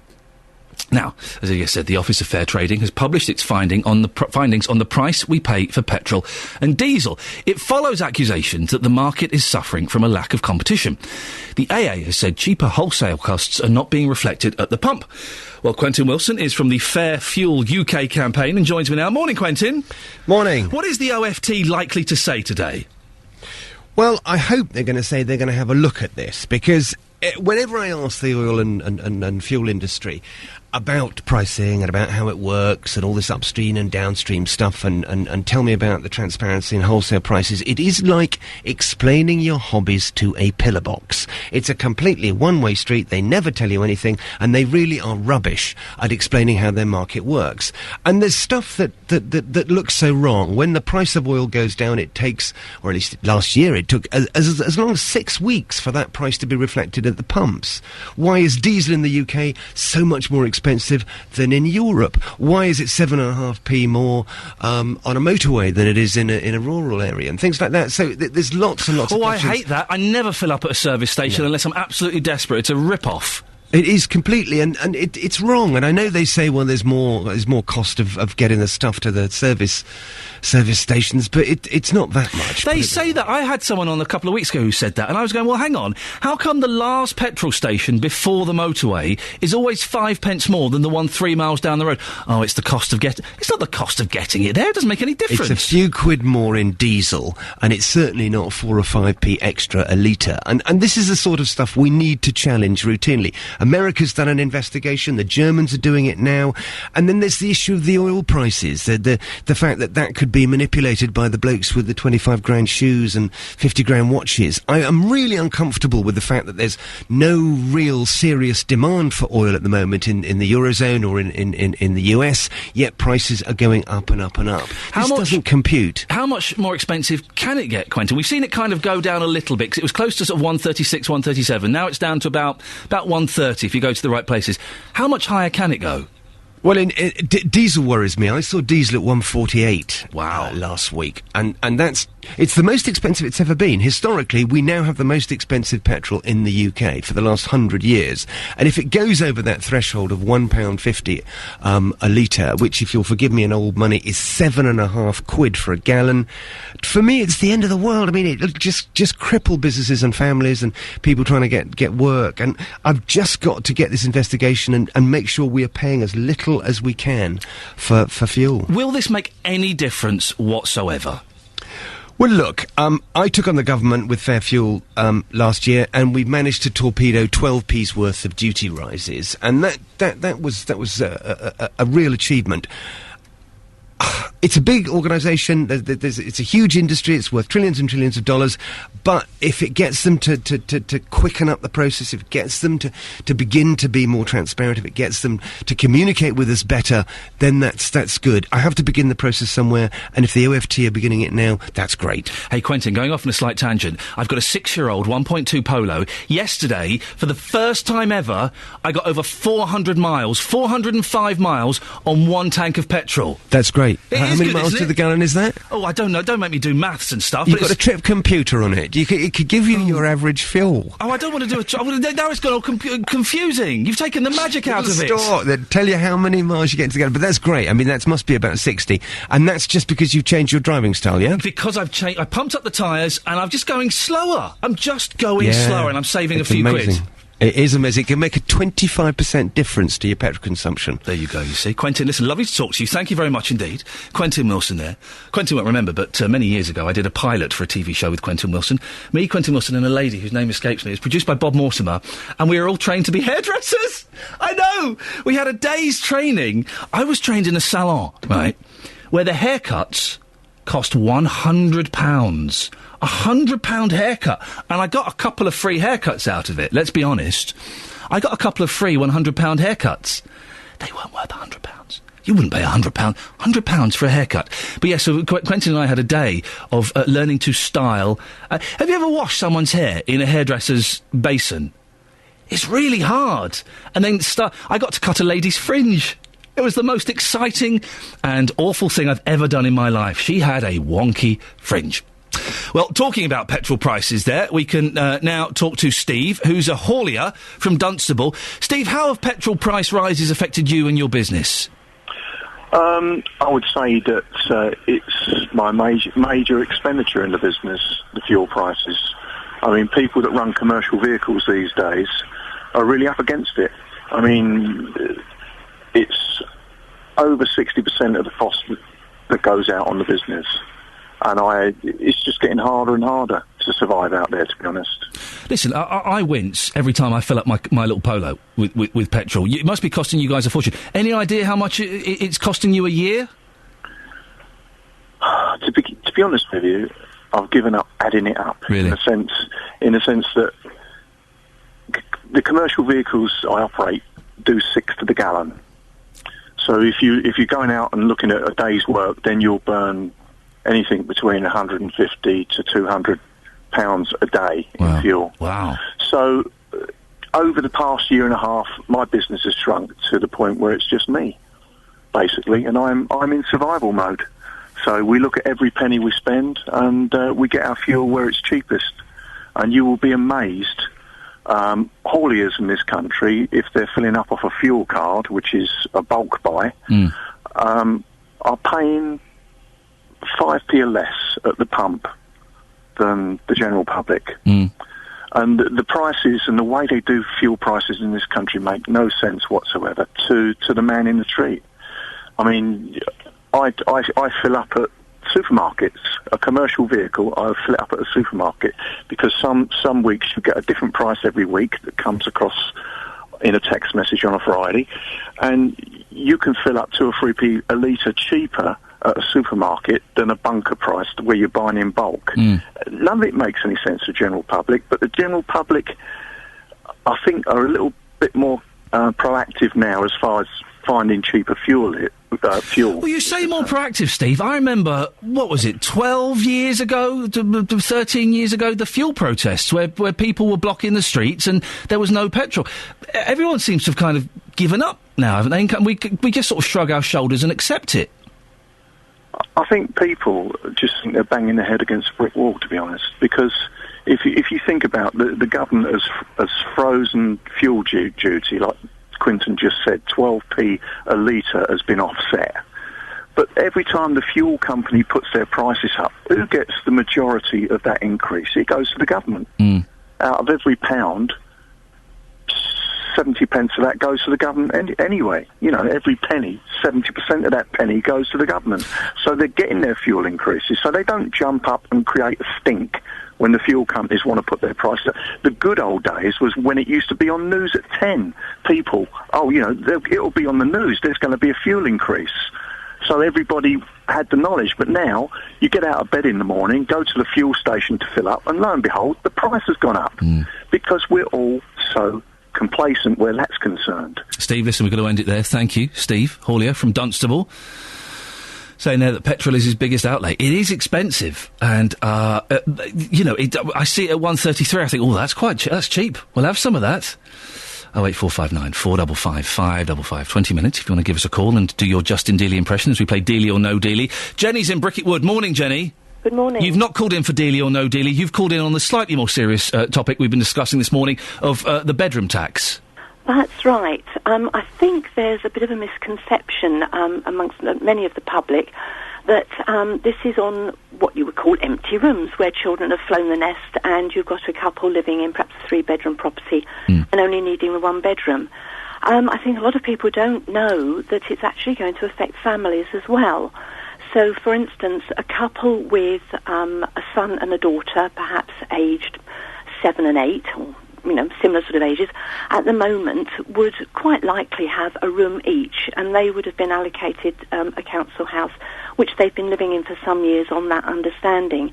Under the new rulings, children under the age of 10 who are of different gender are supposed to share a room. So in effect, a family with a 3-bedroomed house, 2 children of different sexes, are under-occupying. That's under the age of 10, isn't it? They have a spare room. Under the age of 10, they have to share a... Is that such a big... They could be expected to. And under the age of 16, if they're the same sex... Is that such a big concern, though? My niece and nephew share 7 and 5, and they share a room. My children have done in the past.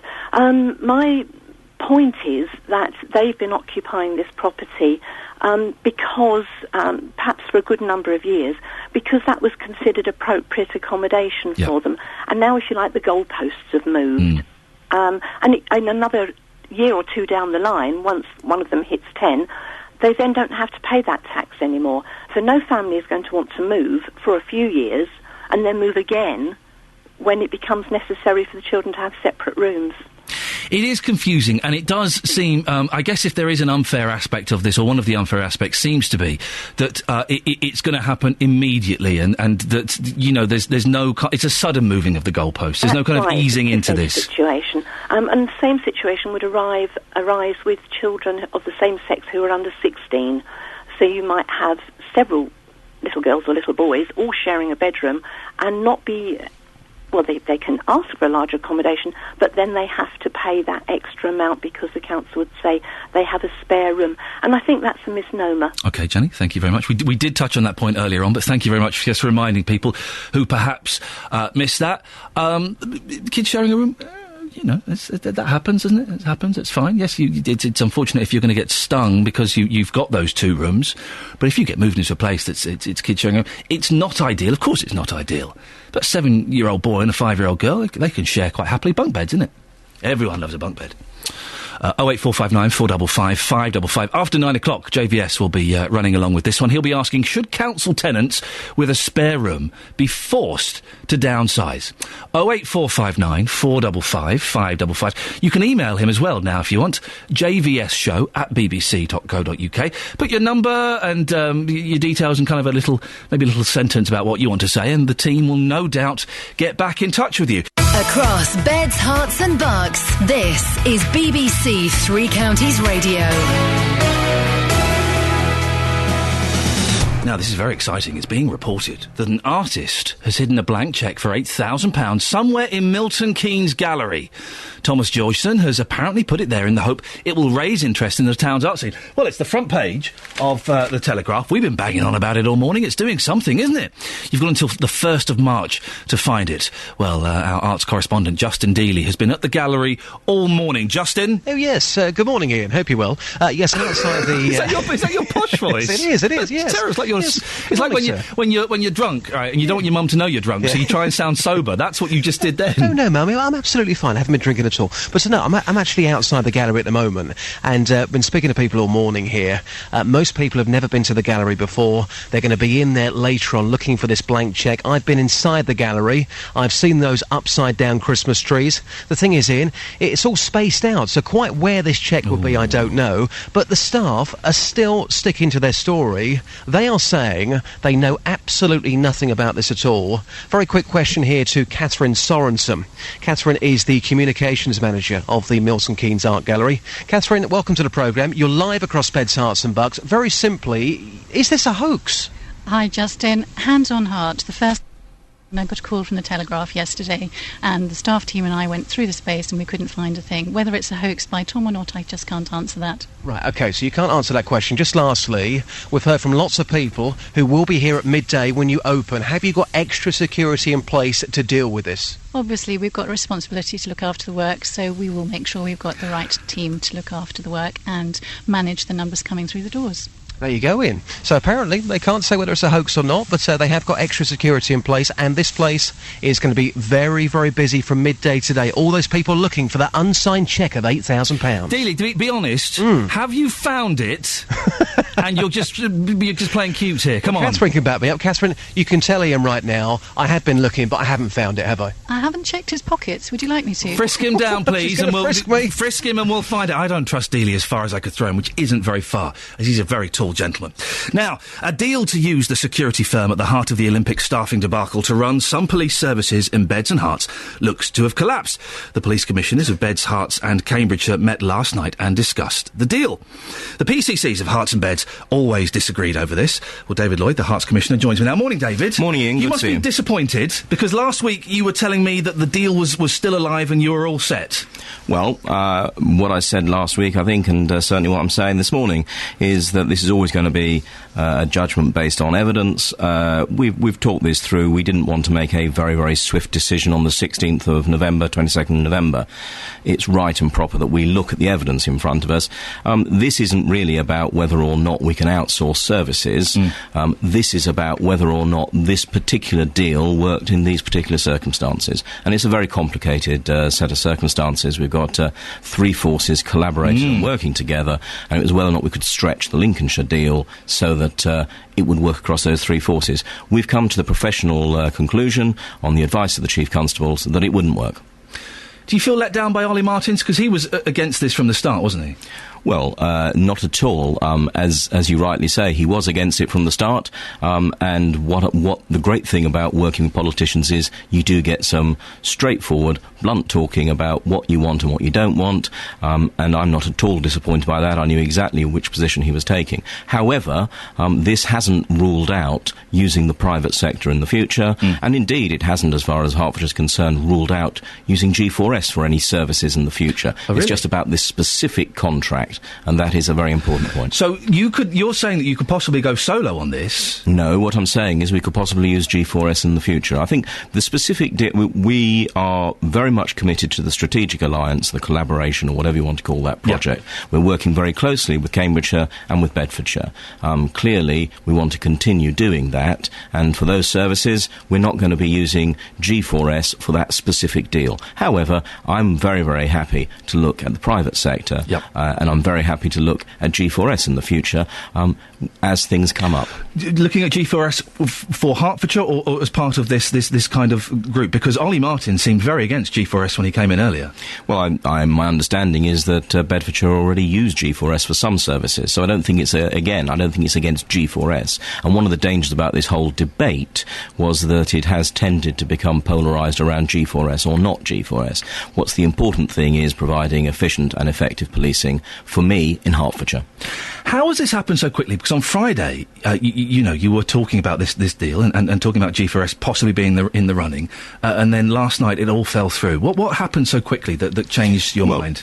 In terms of media interest, it's quite quick, but actually, you knew where we were going to be probably on the 16th of November. I mean, you knew that there were difficulties on it because you've always asked me, and I've said they're still in the running, which they are, because until we took a formal decision to say no, it isn't, they had to be in the running still. But we've been looking through everything properly, and it's important that we come to a professional conclusion, which is what we've now done.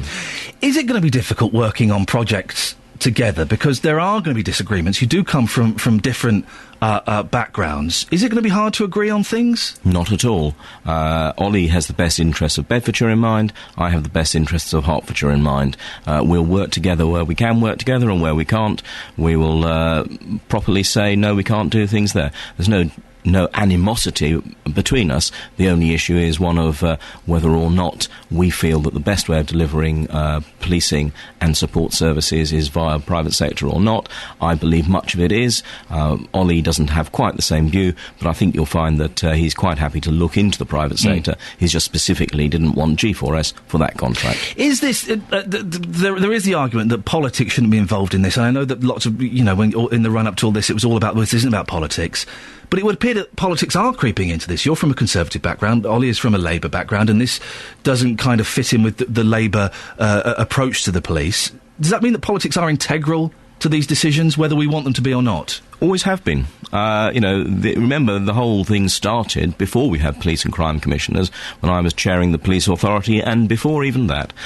Politics isn't a dirty word. Politics is about how you make decisions and the process you use. Yes, of course, to that extent, politics are involved, but not party politics in terms of whipping people to do this, that or the other. It's about what are our broad ideas, and broadly, and you'll know through my police and crime plan, I believe that we should have a greater business focus. We should be looking to see how efficient and effective we can be, and I will continue to look outside to the private sector to see what it can provide alongside what we can do in-house. We've got a great constabulary, and I'm a huge supporter of it. What happens next? So the G4S has been put to one side. Where are we now? It allows us to start afresh. We've done a lot of work, so we know exactly what we want. I think we've got to make sure we tie down exactly how we want to work together first. We've got some help around that, and we're meeting again within the next month, where we will talk about the next stage. And clearly we will look to see whether or not there is a market solution, and we will look to see whether or not it's an in-house. And by the way, the reason we'll look to the market solution, as I always explain to people, it's like if you're looking to sell your property, you want to know what price the property is, first of all. Yep. You might decide not to sell it. Similarly, I want to see what the cost would be properly in the marketplace to deliver these services, and if we can make the same savings in-house, so be it. I'd be very happy to take them in-house. I asked Ollie this a couple of months into this job, new job. Are you enjoying it? Is it what you thought it would be? I'm enjoying every moment of it. It's even more important than I thought it was going to be, and I'm pleased that the public are so much involved in what I'm doing. I think it's a really great way of showing how important crime reduction and policing is in this county. Got your boy next door. Is you hoping he's going to follow in your footsteps, or are you advising him away from this whole world altogether? Now, the one person who'll never ever take any advice from me is my own son, Felix. It's the way it goes, isn't it? It's what happens when you're a dad. David, thank you so much for coming in. It's always a pleasure. I'm giving out the number. It's Jonathan Vernon Smith is up next. Look, it's nearly 9 o'clock. If you want to speak to Jonathan, the phone lines are his now. 08459 455 555. If you've got any ideas for things that we should be talking about on this show that perhaps we should be covering and we haven't been mentioning, you can always get in touch. You can go to the Facebook page, facebook.com/BBC3CR, or you can send us an email, 3cr@bbc.co.uk. If you just kind of mark in the subject heading Iain Lee or breakfast or something, it will get to us. Always happy to hear your stories that perhaps we're not looking at and you think we should. Well, there you go. It looks like we've made it once again, to quote the song. We've stumbled to the end of it. A little bit lacklustre the first hour. I had great trouble waking up this morning. I know. You probably wouldn't have noticed. It would have sounded marvellous to your ears. Back tomorrow at 6 o'clock with more nonsense and bits and pieces for you to talk about. Do stay tuned, though, because the wonderful Jonathan Vernon Smith, the second best Justin Dealey impersonator, up next. Beds, hearts and bugs talking. This is BBC Three Counties Radio. Well, how about that? Thank you, Iain.